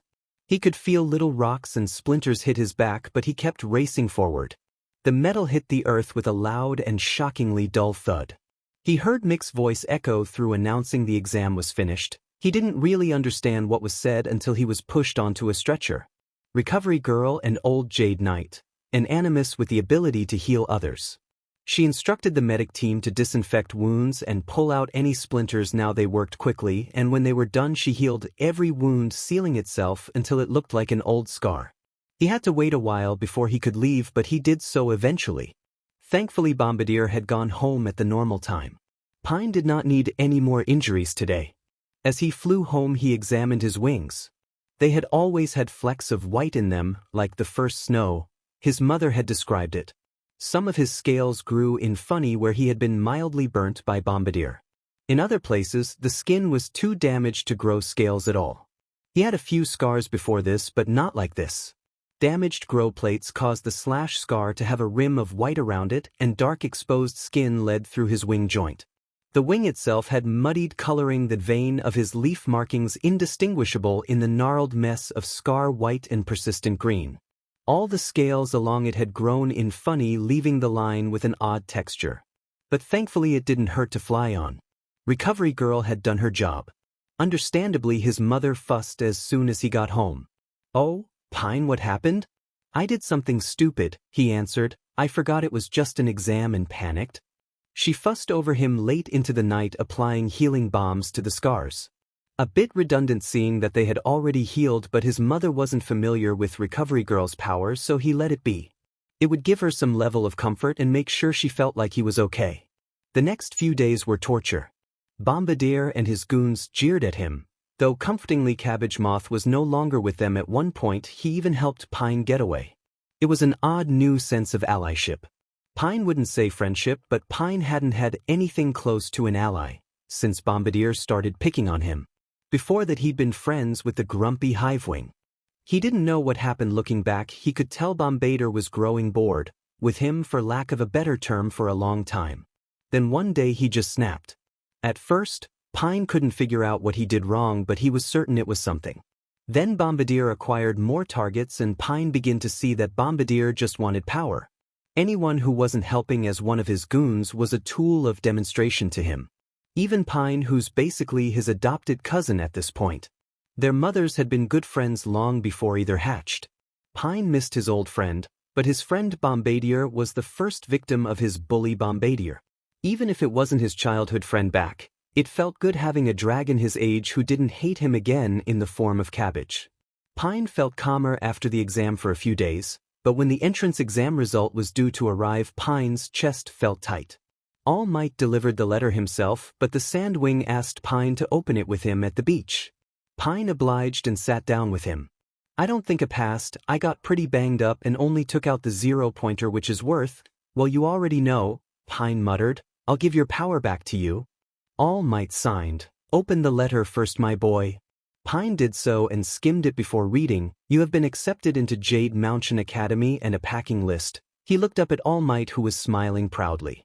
You didn't have the best score and you're right about having no combat points, but that rescue was so daring it pulled you through. All Might smiled. Speaking of Jade Mountain, I'm actually teaching there this year, so I'll be boarding a boat tonight to head there early. I'll see you when it opens. Pine nodded. Wait, won't you need your powers or dragon will know something is up? Pine felt very guilty now he thought about it and realized All Might had no magic now. Part of the spell is a gradual transfer, All Might explained. I can draw on the power now stored in you for some time until the connection fades, which usually takes a couple of years. Pine breathed a sigh of relief. That's good to hear. Pine's mum was delighted to hear the news and even made All Might stay for dinner. After he left for his boat, Pine's mother was very happy, talking about how he and Bombadier had to look out for each other because they were the only two in their village going. Pine promised he would, and as he did so, he could practically imagine Bombadier's mother saying the same thing and his annoyed. The next few days were a blur of packing his stuff, pens, his notebooks, merch, and any bedding he wanted to take, though basics would be provided as well as anything else to decorate his dorm with. His clawmate, the dragon who he was roomed with, was someone called Hare. Guessing by the name he was some kind of Pirhane dragon, but Pine wasn't sure if he was a sandwing or an icewing. Pine thought the idea of rooming with an icewing was cool. He only saw his first one in person this summer and he hadn't even got to talk to him. But icewings were also known to be as cold in demeanor as the winds from their homes, so many ways a sandwing roommate would be preferable if slightly less novel.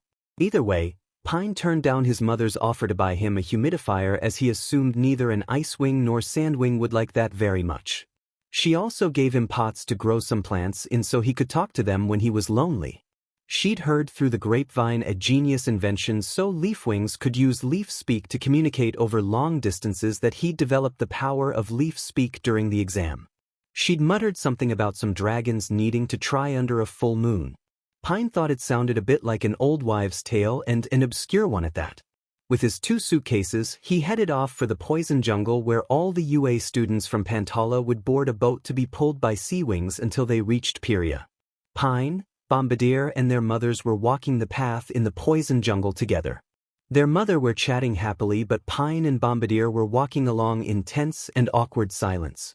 Pine could feel Bombadier's rage radiating like heat from a fire, so he was looking away and often at his feet. Yeep, he had 4 toes on his front feet and 5 at the back. All good here. Hey! A familiar voice rang out from the dock. He looked up to spot Swallowtail, the silkwing who helped him get the acid of his scroll. He smiled and waved. Did you get in? The silkwing yelled. Pine nodded. Did you? He trotted forward quickly as he spoke away from Bombadier. Yeep! The silkwing yelled, swooping down from the tree. Another silkwing, this time of a bright yellow hue, ran up to greet them. Hero course? He excitedly asked. Pine nodded and so did Bombadier, but Bombadier also huffed and said, of course. What winglet? The yellow silkwing asked, buzzing with excitement. Jade, Bombadier, and Pine said in unison. Of course, they were in the same class. It was 50-50, the only 2 hero classes being Jade and Greenstone, and no matter what, they were in the same year. Pine's luck would always choose the worst option as long as it was 25% or more likely after that. It was spotty but not impossible. They're both first year, Swallowtail added. I saw them both at sign up. The yellow silkwing did a happy dance. Awesome, we're classmates then. I'm Sulfur, he's Swallowtail. Come on, you have to meet all the other classmates from Pantala. Sulfur skipped off and Pine happily followed. My name's Pine, by the way. Most dragons were already there, but a few had yet to turn up. Pine and Bombadier joined the group introductions. Sulfur and Swallowtail's joy made the mood infectious, so while introductions were a little bit awkward, things went smoothly. Sulfur and Swallowtail were roommates. Bombadier was also roomed with a Pyrian dragon. Dogwood, the last to arrive, was roomed with a Pyrian dragon too. Pine was glad to see another leafwing in their class. Present Mike and Midnight were on the boat as chaperones. They were waiting in the docks. Pine spotted them as his and Bombadier's mothers walked away to chat. The 2 Jade Knight chaperones were talking with Ingenium, who was somehow still in the jungle and not suffering from heatstroke, so Pine decided to get his autograph. The group had come over to do a roll call for each class, but clearly were prepared to be asked for autographs. Literally, Present Mick's introduction was, Be ready for the roll call, but if you want to meet anyone other than me and Midnight, do it now because after roll call you have to stay in your groups. Pine was pleased to have his first Icewing signature, and he had most other knights in the area, but he did collect another 2 from newer knights. Bombadier snarled at the sight of the scroll, but Swallowtail subtly stood between the two of them. The roll was called and they were stuck in place waiting for a few stragglers from other classes to arrive. Sulfur kept the conversation flowing. As awesome as Swallowtail is, I'm a bit bummed I'm not getting to meet someone really different from me, like not even a different Pant Allen tribe. Don't they have a rule against matching tribes? It's discouraged, but there are classes when we need to put 2 together of the same tribe to avoid a really bad match. Nizu favors Silkwings, Leafwings and Rainwings when that happens in that order. Present Mike quickly interjected from where he was standing ways off. Nizu knows you will try to get to know other tribes, however, you will be separated if we see any antisocial behavior. But hopefully, that won't happen because Nizu must have found none of that kind of stuff in your background cheek if he allowed it. Also, don't be surprised if it changes next year, Midnight added happily. Sulfur nodded thoughtfully. I'm already missing you preemptively. Swallowtail nodded, mimicking his over-the-top sad face perfectly. So what tribe do you guys think your roommates are from? Sulfur asked. Swallowtail also leaned toward the other tree curiously. Excitedly, Pine leapt into his theories. Well, his name is Hare, so at first I thought he must be a Sandwing, but then I remembered there are Arctic hares, so he could be an Icewing, Pine rambled. Ingenium paused his conversation with Mike to interrupt. Icewing, he guessed. I know of an Icewing named Hare applying that year. He's pretty nice and a bit particular though. If he is who I think, he keep your side of the room tidy and you'll be fine. Pine nodded. That's about what he expected from an Icewing roommate. Hopefully, tidy meant clean and not barren of clutter in this case. Mike laughed. Is this the dragonet who lectured when called the Moon Globe Tree the gift of infinite dodgeballs? Ingenium nodded. Starting at the floor. With the masked helmet, it was hard for Pine to tell why. He thinks Ingenium was trying not to laugh, but he may also want to lecture Mike about making fun of the Icewing's prided animus history. You don't forget being lectured by a dragonet that intensely, Mike explained. He looked at Pine very seriously. Be careful with that one. I heard he called Queen Reindeer a permafrost carcass. He dipped into a whisper, to her royal face. Ingenium elbowed him. Don't scare him. Hare's just opinionated, that's all. Pine nodded, thoroughly terrified of meeting his roommate. Sulfur was snickering and Swallowtail had put a claw on Pine's back, patting it sympathetically. Mine's probably a mudwing, Bombadier grumbled. Possibly a seawing, but I don't think so. Dogwood muttered softly. Mine is a skywing. Sulfur giggled again. That's nearly as bad as an Icewing. After he said that, a look of horror spread across his face, and he slowly glanced over at Ingenium, who, while his face couldn't be seen through the mask, was definitely giving him the I'm not mad, just disappointed look. Pine could feel it. Lucky for Sulfur, Midnight swooped in to save him. That's everyone. Mike stood up and cleared his voice. Begin boarding. We'll do the final head count as you board. Ingenium dipped his head to Mike and the further away Midnight. Safe travels, the Icewing muttered before flying off. Good luck with your mission. Mike yelled way too loud as he landed on the boat to begin checking for names on his scroll. Boarding was a mess, but they got through it. Pine but his bedroll between Dogwood and Swallowtail.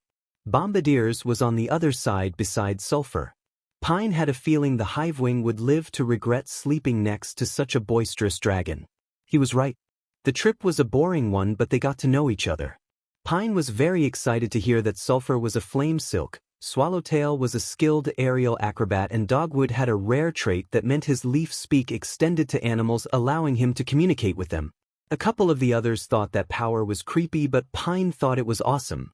Boats were a new and odd experience for Pine and evidently everyone else on the boat. Most everyone had bunched up into class groups, although some classes with fewer Pant Allen dragons seemed to have merged in with the other class taking the same course in their year. Their buddy class was the Greenstone Winglet, and while some more extroverted members of their class were mingling with them, Pine was sitting on his own and a secluded spot below deck for most of the trip, reading and revising from his scrolls. He spent day one planning ways to use his newfound magic in a way that could in theory look like leaf speak. He had even written down his plans, although he wrote it to look like he was talking about actual leaf speak. Day 2 was spent doing some extra research on the cultural customs of each Pierian tribe. He didn't want to offend anyone, so he had to make sure there were no things he might do to upset them. So far he'd learned that he should make note of any dragon with a title such as Prince, Princess, Sir, General, and the sort. Pythian dragons were more strict on that kind of stuff. They valued status and strength. Well, at least most tribes did. The tribes were more separate in Pieria. They didn't mix as much, with most towns only having 1 or 2 tribes. Day 3 was spent planning trips for the days when school wasn't on. There was so much he wanted to see, such as the City of Possibility, which is the largest mixed dragon settlement in Pyria, the Mudwing Riverways, the Skywing Arena, and the Eneumus Museum, to name a few. He spent the rest of the trip revising these things because he wanted to be prepared, obviously, and totally not because he was avoiding Bombadier. The grumpy Hivewing had quickly made friends with, been kidnapped by Sulfur, who was making him hang out with Swallowtail. To Swallowtail's credit, Pine doesn't think he got a good look in Bombadier when he'd destroyed Pine's scroll at Sign Up, and even if he did, he hadn't drawn the connection between the 2 orangish dragons he'd seen around Pine. Pine had chosen to keep it that way. He didn't want to start any drama this early in the year. So he made himself scarce. Sometimes he and Dogwood would hide away together in a stable quiet. Pine would read his books and Dogwood would pet his rabbit nearby before instructing it back into its travel cage and heading out. Pine quite liked Dogwood's company, though friends felt like a strong word. Dogwood was at the least an ally. They'd even agreed that if anything went wrong with either of their roommates, they made a pact to ask to room together. This pact was definitely a sign that Pine wasn't the only dragon a bit nervous about meeting the rest of their class. So much could go wrong. He could offend them on accident. He may be seen as the weakling and picked on. Bombadier could tell them his leaf speak was a recent thing. What if one of them found out he had All Might's animus magic? Pierian dragons must all know little tells and secrets about animus magic he doesn't. Pine tried to remain calm, but with every day it grew harder and harder. He decided to come above deck for the last day so he could be there when the boat touched the ground. If you must fly, please remain within 3 wing beats of the boat. It is encouraged to remain on the boat. You won't get there faster, you'll still have to wait for luggage. Present, Mike announced. A group of the 3rd years had ushered all the 1st-year dragonettes to the front of the boat.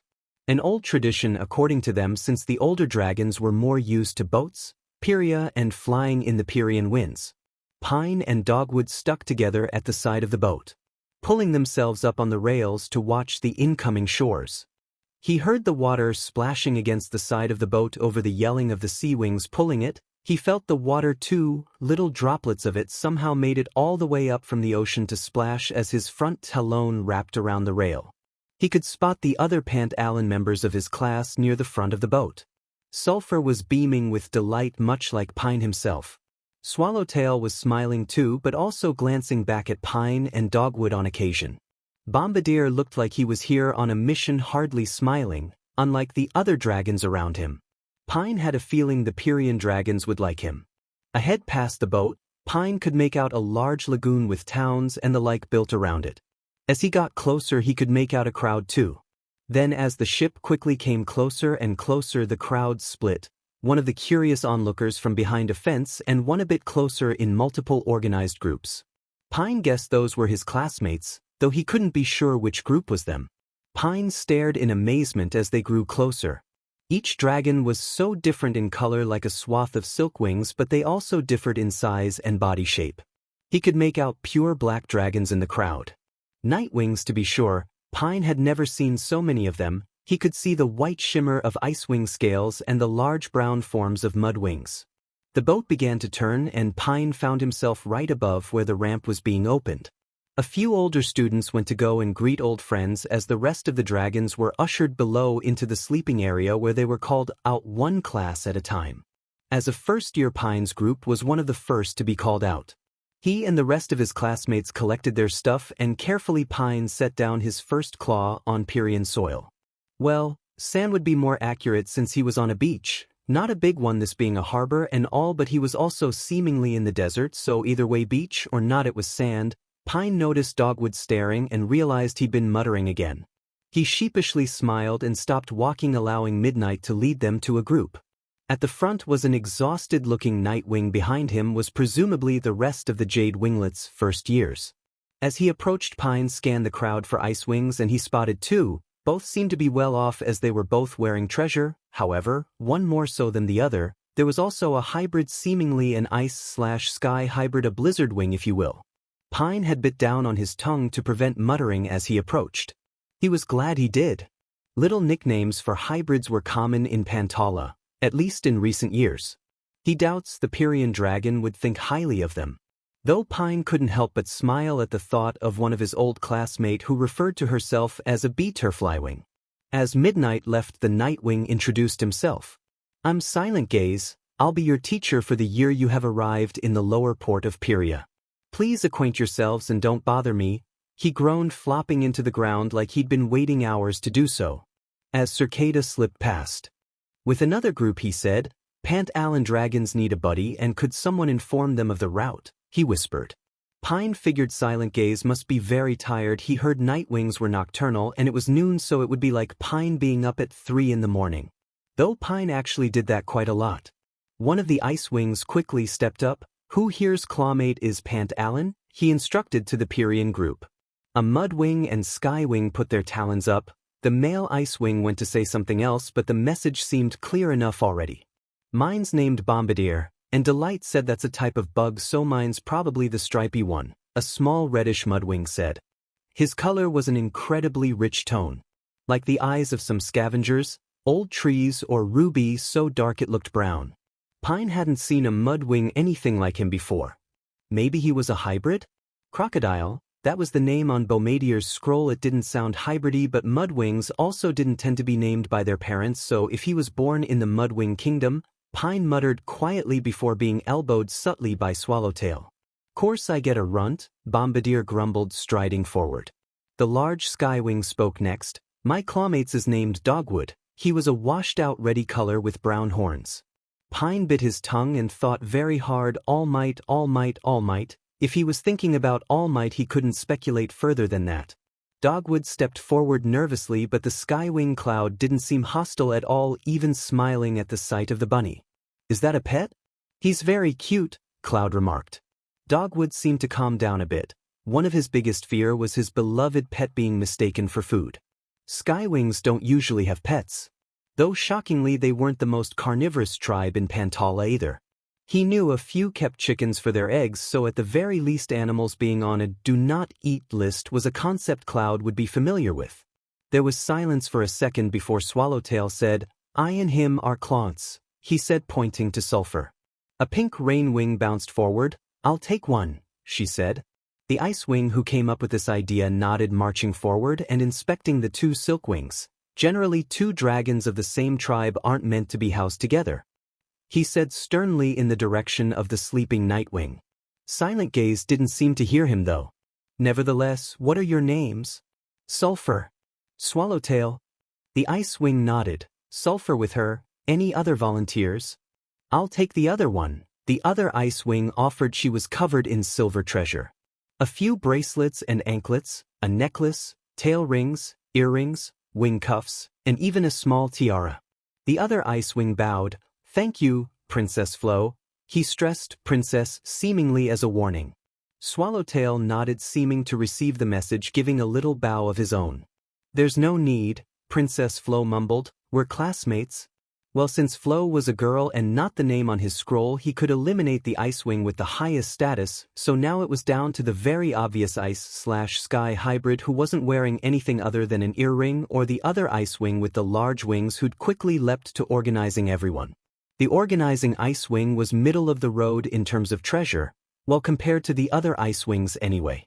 He wore an armband of silver with blue gems and golden detailing, a family crest of some kind on it.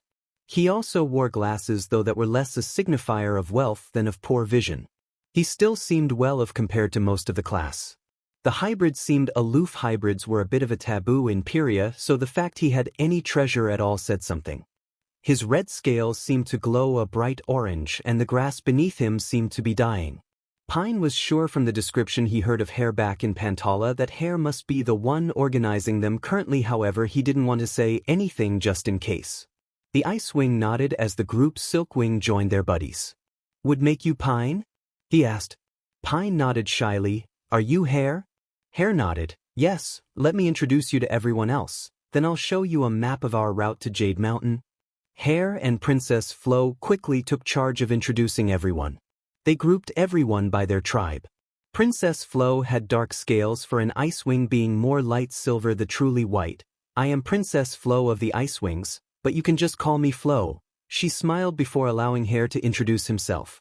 My name is Hare of the Icewings. Hare was mostly white though his extremities and snout were a light blue-gray color. These are Cloud and Prince Owl of the Skywings. He pointed to Cloud and Prince Owl.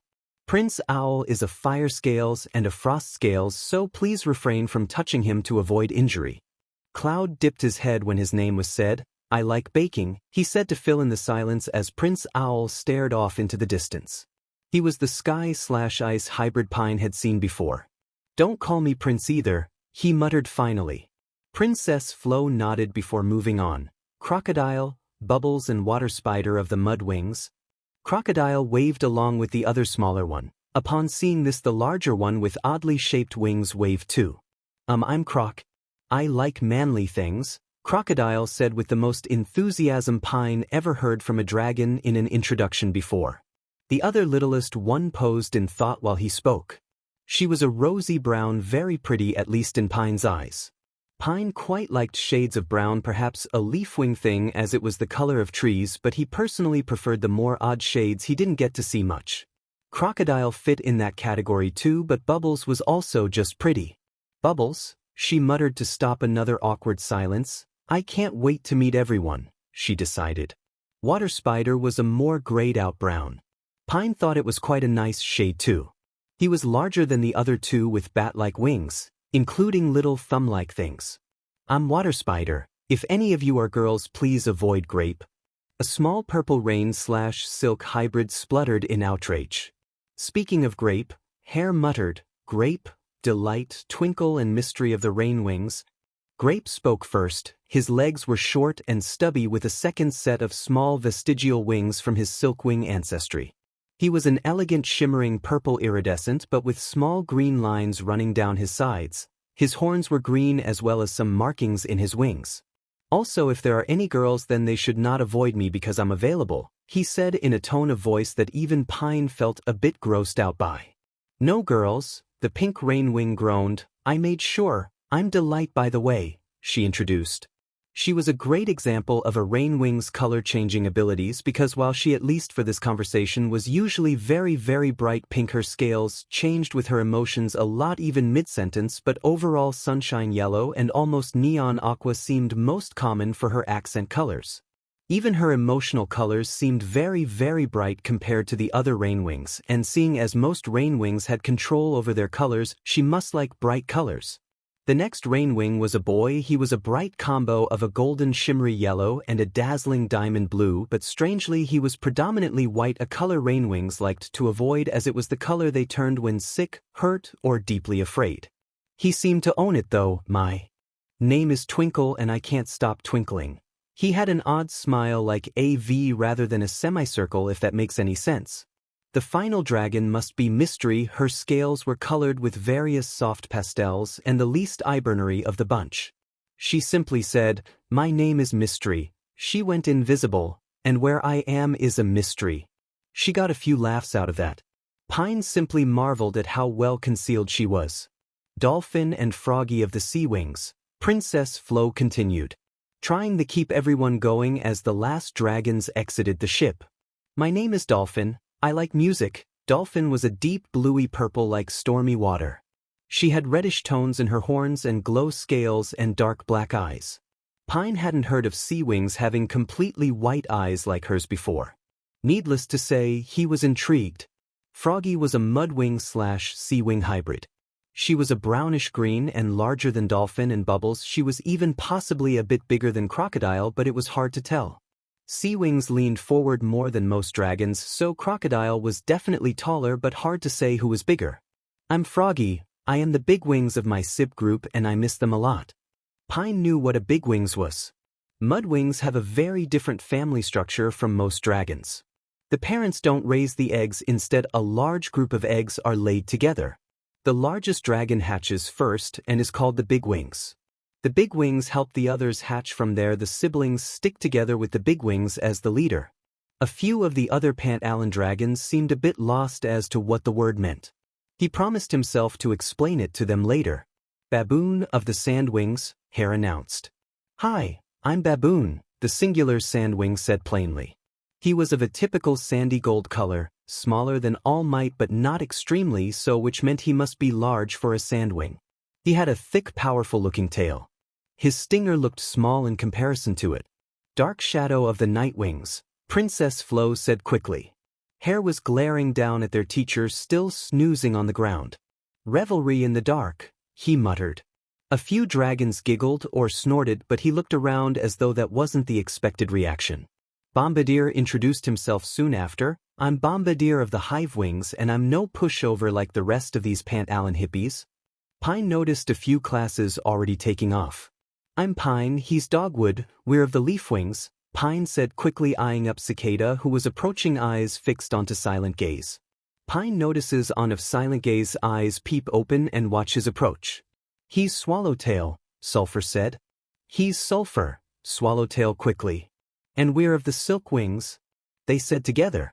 While they did this, Hare herded the Pant-Allen dragons around his map, pointing out the locations. "We'll be going up through here, staying overnight in a campground near Scorpion Town, then back down this way to Jade Mountain." He began lifting his front foot up and down, chopping the air as he spoke. "I recommend stretching your wings before flight, especially as Pant-Allen dragons are not built for long, distinct flying, and you have been on a boat dash." The Nightwing stood up as Mike got closer. Too late, he spread his wings. "Let's go," their teacher said. Pine wondered if he was actually asleep at all. With the teacher already several wing beats ahead, Pine stretched his wings before flapping quickly to catch up, beginning his long flight to UA. Pyrrhia was strikingly empty. Well, maybe that was just because they were flying over a desert. Pine could see faded bluish trees on the distant horizon. Back home it was impossible to see things that far away. The trees always blocked the horizon from view. Pine's new Icewing roommate stuck close to him, gliding effortlessly on the wind. Hare's night blue eyes would track a classmate for a few wing beats before switching to another. If one drifted too far from the group, he would flawlessly and quickly maneuver over and fly in close beside them, giving them a quick but audible lecture and pushing them back into a loose V formation. Pine reckoned that Hare would prefer a tighter formation. Hare was very organized, instructing the Pantallons to the middle, the strongest flyers like himself towards the back, so the slower flyers would set the pace, and then the weaker Pyrrhian flyers at the front, with those that knew the route best like the Rainwings, Nightwings and Sandwings at the very front. Pine thinks that Hare may have been preparing them to completely lose their teacher. Silent Gaze was drifting further and further ahead, and while Hare had at first been trying to herd him as well, he eventually gave up. Hare had also very quickly taken Pine's luggage as well as some of Sulphur and Swallowtail's. Cloud, following his example, had taken Dogwood's stuff. The large mudwing with the odd wings, Water Spider. Pine remembered it was an odd name for a mudwing, and Baboon, the group's only sandwing, had taken the Silkwing's stuff and distributed it among themselves quite soon after. Crocodile had offered to help, but Bombadier shut it down quickly and stayed determined again when Baboon and Water Spider also offered help. At first, the others let it slide, but soon Bombadier began to struggle to keep up. He didn't fall behind, but he looked strained, and the buzzing of his wings kept getting louder and louder. Hare had tried to reason with him. "It's okay, you've never had to fly in formation before, it's going to be harder."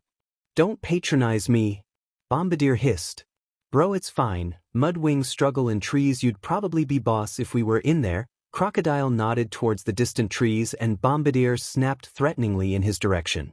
Somewhere along the line, the friendly but more oblivious Princess Flo caught on. The Rainwings, Seawings and Mudwings don't naturally take to long-distance flying either. All of them have been practicing since they hatched. In fact, all of us have in one way or another. You'll get there eventually, but we'd rather carry your stuff than have to carry you tomorrow. Bombadier shot acid at her. "Just let him if he wants to throw himself into the deep end, that's his choice," Bubbles, the small pinkish mudwing, said. As Bombadier began to slow, Hare adjusted accordingly, slowing the group who'd long since lost clear visual of their teacher down even more. They were soon towards the back of the Jade Mountain classes, which had been flying at a slower and calmer pace. Pine caught Hare glaring at their teacher, who was nothing more than a little spot of black near the front of the group. Somewhere along the line, the teacher of the first-year Greenstone Winglet, the other night class, had slowed down too. He and a few of his stronger students were also carrying at least some of their Pant-Allen classmates' stuff. Some Pant-Allen dragons were carrying little bits of their own luggage, like one Leafwing had a small book bag with a book inside strapped to her side. No dragon was carrying more than one bag. Silent Gaze is an incredibly unreliable teacher, so now our superior teacher has to babysit you, a very proud-looking Sandwing said. He was wearing a few jewels, clearly being from some degree of status. Hare blinked at him slowly with a blank expression.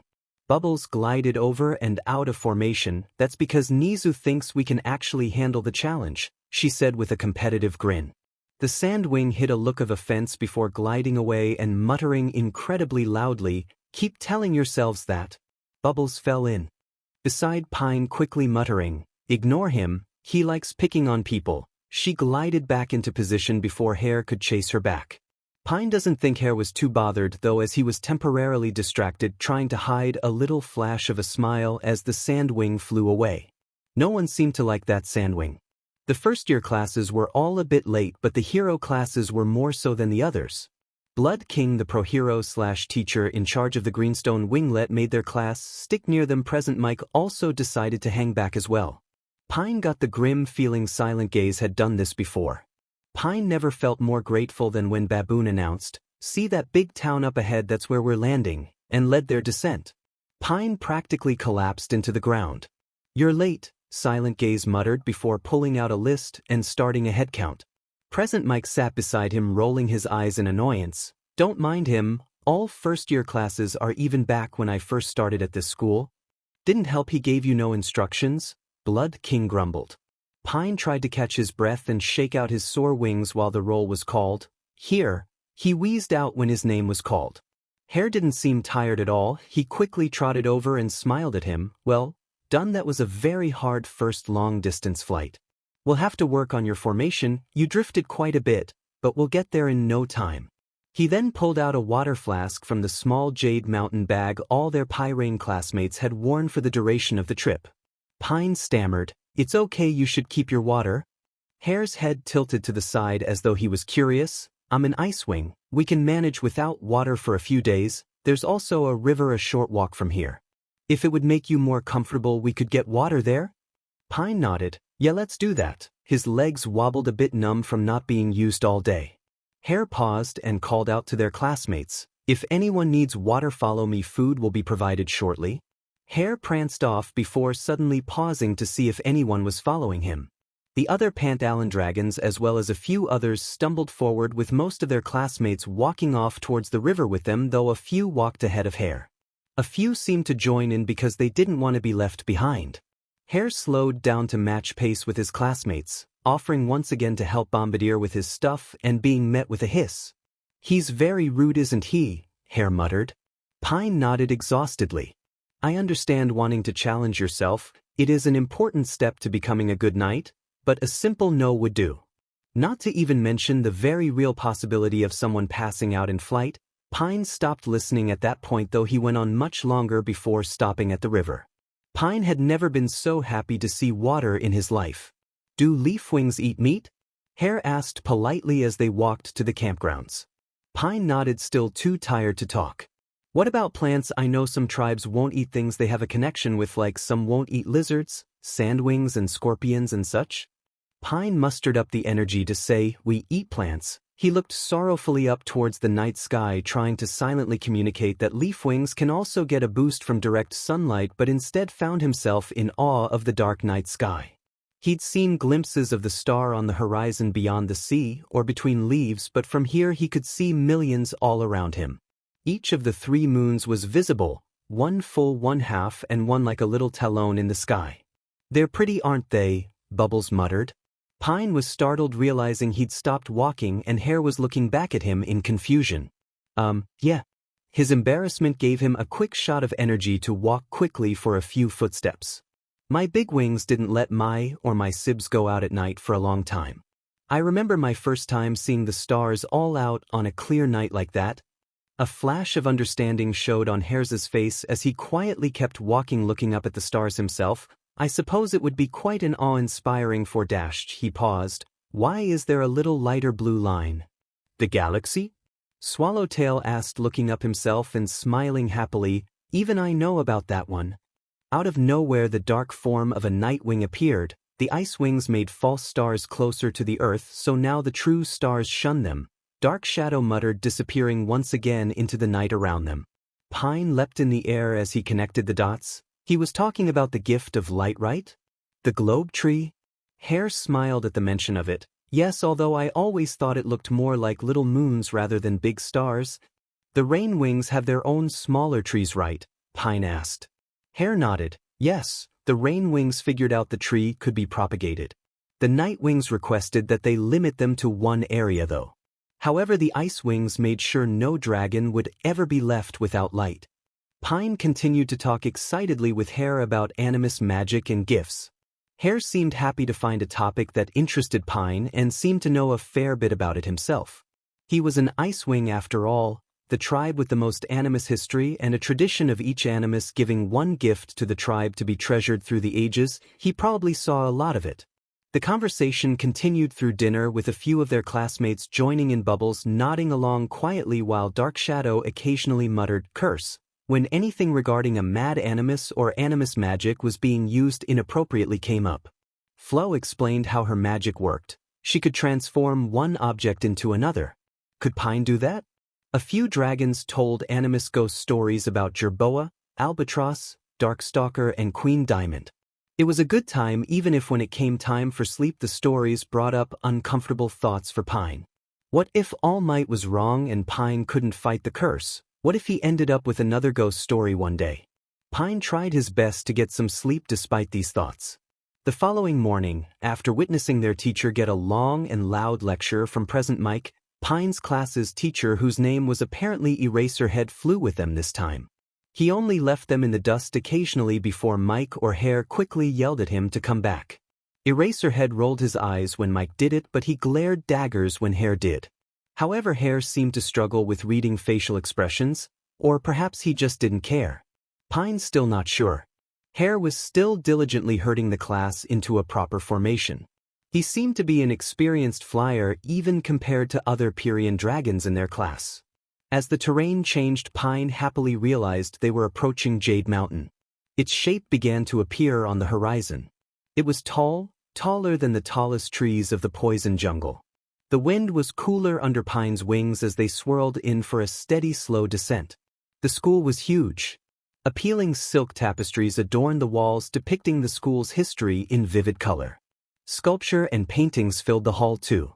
Appealing depictions of the Dragonets of Destiny, the first Jade winglet, clear sight imprisoning Darkstalker here and his grand escape. The unification with Pantala and the first Pant Allen students arriving at the school, the return of animus magic and the great heroes. The school had trained since. Pine could hear muffled oaths and wows from his fellow Pant Allen first years seeing it all for the first time. He could see even the third-year students smiling in awe. The large groups begin to break off, the makerspace classes one way, the business kids another, and the general group last until it was only the hero kids being split up by year and into their dorms. Hare had already decorated his side. The bed was left as stone, no blankets or anything. His shelf was full of books. He also had an extra shelf installed filled with nothing but glasses right above his desk.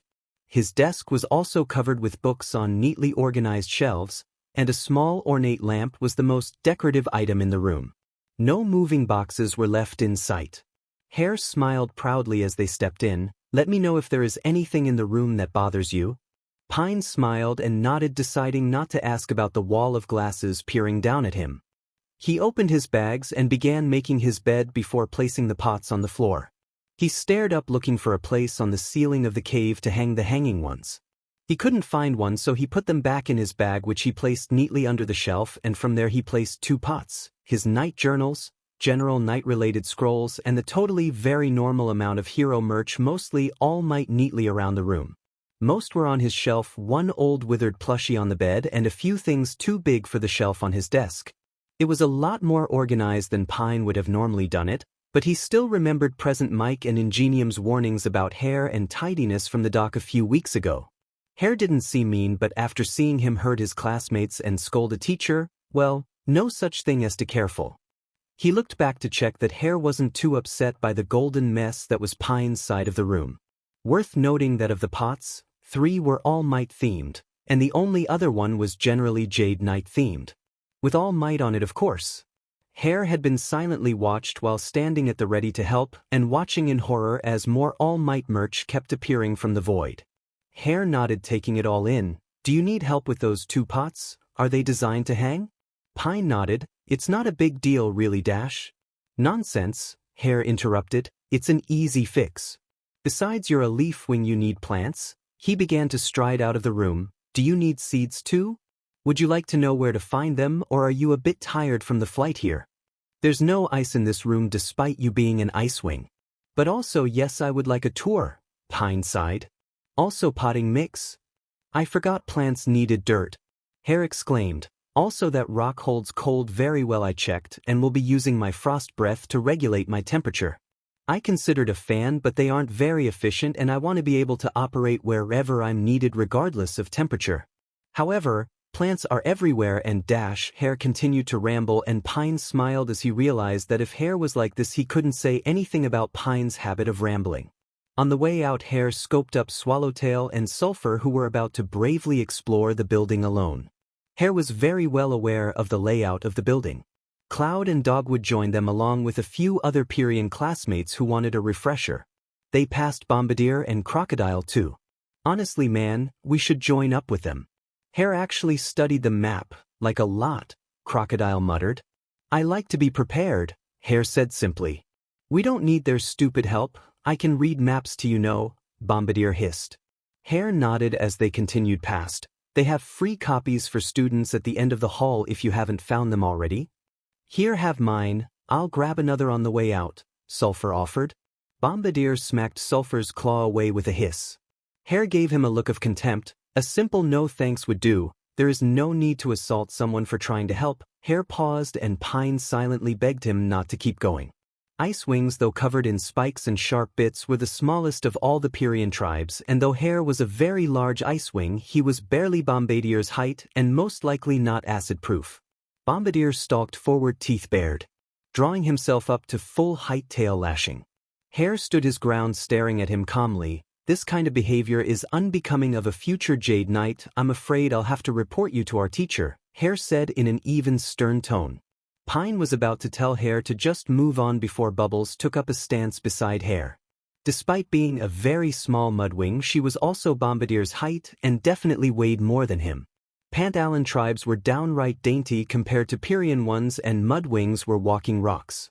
A few others followed her lead. Cloud, Boa, and even a random orange skywing from the greenstone winglet all took up a stance against Bombardier. Hey, it's okay, he's just a grumpy guy, Sulfur stammered, trying to defuse the situation. Well then he needs to get his act together, Bubbles muttered. He hit you. He could have said no or even turned up his nose, and even if he was rude it wouldn't have mattered, she huffed. Hair tilted his head in an actually I wouldn't accept rudeness either but sure whatever kind of gesture. Bombardier snarled. I thought Pyrian dragons were stronger than Pantalon tribes, not bodyguards for whelps like him, Bombardier snarled, staring down Pine from across the hall. Unfortunately you are in a school for Jade Knights. It's our job to help those weaker than ourselves, and Pine's proven he's not a whelp just by virtue of being here, Hair growled back. So you are wrong on both accounts. Bombardier snarled and stalked back to the hall. Crocodile smiled weakly. I'll keep him from picking more fights. Thanks. Also sorry dude, he yelled to Sulfur. No worries. He's just like that, Sulfur yelled back. No yelling in the halls. Hair scolded them. You're yelling, Swallowtail pointed out. A few dragons giggled as Hair shook out his embarrassment before promptly moving on with the tour. Sorry about that, he muttered. I don't like bullies. They used to pick on me too, he said quietly to Pine. Pine wondered how on earth his bullies managed to pick on such a strong-willed dragon. Icewing bullies must be something else entirely. The rest of the tour went on without many problems. Pine fell and Bubbles had to catch him, but a lot of excited mumbling on Pine's part. It was on their way back from the school's courtyard, while armed with dirt and a few sad plants Pine found trodden on near the entryway, that they passed Crocodile and Bombadier again. Nothing was said, but notably, Bombadier was now carrying a map, and so was Crocodile. Bombadier and Hare glared each other down on the way past before silently continuing on their way. Pine was in heaven. It was the first proper day of school, and it was truly sinking in that Pine was in Jade Mountain Academy. Pine woke up and Hare was already ready. He was wearing his standard issue bag with all his books and things already loaded. Pine fell out of bed and stumbled to get ready as fast as possible. He decided watering plants should be an afternoon thing that morning. Hare waited patiently at the door. Pine felt a bit judged, but Hare didn't say a word. Silent judgment. After that, Hare walked with him through the quiet morning. "Hulse. Where is everyone?" Pine muttered. "We're not late, are we?" "I didn't mean to make you late." Hare cut him off. "No, we're not late. I prefer to attempt to reach places early." Pine's jaw snapped shut in silent betrayal. Pine woke up, rushed around, and ran out the door like they were running late, but no, they were early. Hare did not notice the light in Pine's eyes slowly dying.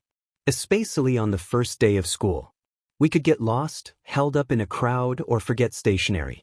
Best to leave ample time for those potential issues.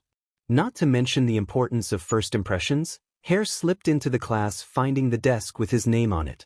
Pine scouted for his and began setting up his stuff. Next through the door was Princess Flo. She, much like Hare, found her desk while still at the door and took a controlled route to arrive there. She set the desk much the same too. "Is being early an Icewing thing?" Pine muttered to himself. Hare nodded. "Not really, but we do value punctuality. I've heard Leafwings value perseverance and kindness much the same. Both are good traits to value. Yet some Leafwings still chose villainy. A value is not inherent to every member of the tribe," he explained. "Learning and attempting to live up to the values of other tribes as well as your own can make you a better dragon," Hare added happily. Princess Flo nodded. "Well, most tribes anyway. All tribes have something unique to share. Silkwings and their kindness, Sandwings and their creativity, Nightwings and their pursuit of knowledge," Hare said in a way that made the Nightwing bit sound very pressed. Pine hoped the situation wouldn't evolve and everyone would stop talking or change the subject. It was already very tense. It took 2 sentences to go from chit-chat to this. "One more may end in a fight. From where I'm sitting, Nightwings value secrets and lies," Princess Flo muttered. At this moment their teacher, a black-scaled, star-winged, white teardropped marking having Nightwing, made his presence known by simply standing up from he was napping. Flo looked away in embarrassment. Hare dipped his head respectfully. "They value both knowledge and secrecy, and I see nothing wrong with wanting some privacy. My brother and I have both elected to wear a mask as a part of our costumes. Not all Nightwings are Darkstalkers manipulating the tribes into war. Clearsight, Starflight, Moonwatcher, and several notable Jade Knights throughout history were all Nightwings, and think of the all good they did." Flo adjusted her wings nervously. "I didn't mean it like that. I guess I'm just on edge. My aunt's been hearing reports of a group planning a violent Nightwing rebellion against the Rainwings." Silent Gaze rolled his eyes. "There have been rumors of that since I was born. Usually, if it's anything at all, it's a small group or a peaceful lobbying party." Suddenly Bombadier stormed through the door, and Pine was grateful to have someone else to break this very awkward conversation apart. "Nightwings just aren't brave enough to take their own land and have their own queen," he growled. "It would be like Hivewings taking orders from Silkwings. Dang it, Bombadier. Just call Pine a useless waste of a dragon or something. Anything but the age-old squabbling between Nightwings and Icewings." Silent Gaze restrained a hiss. "I don't like being under Queen Awesome either. She often doesn't think of Nightwing's needs. Still, I would prefer the Silkwing system. That way would have a leader that would consider the needs of both tribes under their rule." Bombadier rolled his eyes, dropping his stuff haphazardly on his desk. "And broadcast that you're both the weakest tribes in Pantala?" Hare ignored him, even though Pine could tell Bombadier's already messy desk caused Hare great pain inside. "Princess? Just call me Flo. We're at school as peers," she interrupted him. Flo. Hare didn't seem to like using her name without her title. We made it through 200 years of dark ages. Since All Might the land is at peace. If it were to happen it already would have. Flo sighed. I know it just makes me nervous. Pine decided to speak up. We're Jade Knights to stop war and death. Even if a violent overthrow happens we'll be ready. We're all here to make the world better, negotiate and fight if we need to. I hope you're right, Flo nodded. A few more classmates began to arrive, often continuing the conversation. Dark Shadow echoed Silent Gaze's thoughts. Nightwing and Rainwings were very different with different needs. The classes Rainwing's Delight, Twinkle, Mystery and Grape were for the most part understanding but wondered where the Nightwings would go. The Isle of Night was an unsafe, desolate volcano. The Kingdom of Night was underwater and had been for thousands of years with very few ruins left above water. Most Pyrian students seemed afraid of war. Wars and queens were like thunder and lightning, they always seemed to happen around each other. A lot of Pant Allen students were a bit lost. It was taught that Nightwings tried to kill the Rainwings and take over the jungle. However, things worked out okay. When the Hivewings tried the same on Pantala, the Hivewings actually succeeded. But that righted itself to with time. And sure, things weren't perfect and some Hivewings still idolized the past, but most were totally chill about it and preferred things the way they were now. Sulfur rushed into class a few seconds before class started. Would it really be the worst thing? Just build a new Kingdom of Night on the other side of the Rainwing Kingdom and leave the villages to be.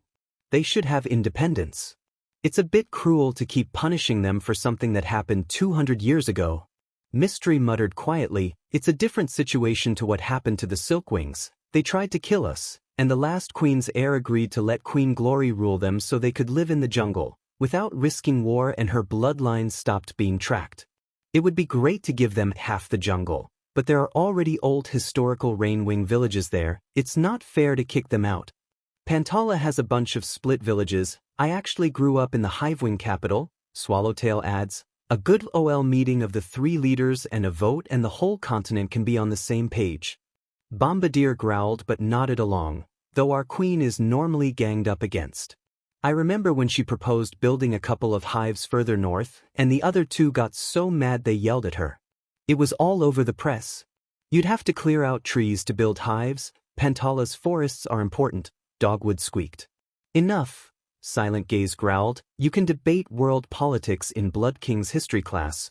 We are doing a physical exam. He stalked out of the room. Everyone bewildered followed him out. What about the orientation? We're not going glasses, Bombadier sneered. The physical exam started with a threat to expel one of them. Pine still didn't have full control of his animus magic yet. However, he did get to see his classmates' abilities in action. Hare was of the Turn line. Turn was an Icewing/Skywing animus who gave his direct descendants the gift of speed.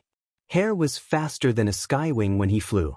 Flo was straight up a transformation-type animus. Sulfur a Flame Silk, and Owl the Skywing Icewing hybrid was half Fire Scales, a dragon born with extra fire, and half Ice Scales, a dragon born with too much ice. This meant anyone who touched him would either be frostbitten or burnt depending whether they touched white or red scales. Pine kept a close eye on Flo. He could learn from how she used her animus abilities. Except he had no idea how to make it look like leaf speak. Some classmates had subtler abilities. Water Spider had an extra set of hands on his wings. Twinkle produced extra acidic spit. Dolphin the dark purple sea wing had a rare sonar ability. Dark Shadow could see the future. He was specifically good at telling the most likely way to die. Pine didn't see that bit, but he announced it at the start like most dragons did. Some Pine wouldn't have ever noticed if he wasn't told, like Crocodile's resistance to fire, Delight's resistance to acid, or Grape's stickier silk. Some dragons didn't even have an ability as such. Bubbles, she said hers was that she was a faster flyer than most Mudwings due to her size, which seemed to be true, but it was her combat prowess that was truly impressive. Mystery could turn invisible as all Rainwings could, but she'd perfected it so even the most aware opponent couldn't spot her. By Pine's turn he was nervous and fumbled most of it, finally saying out loud, "Please just listen to me," to the grass, very frustrated. After that, when he tried to throw the ball, a single blade of grass whipped it far away with surprising strength. Despite that, he still came last. Bubbles quickly took action. "Expelling him's not fair, he's here to learn." It's not his fault the grass wouldn't listen. Bombadier huffed. He didn't even have leaf speak until the entrance exam.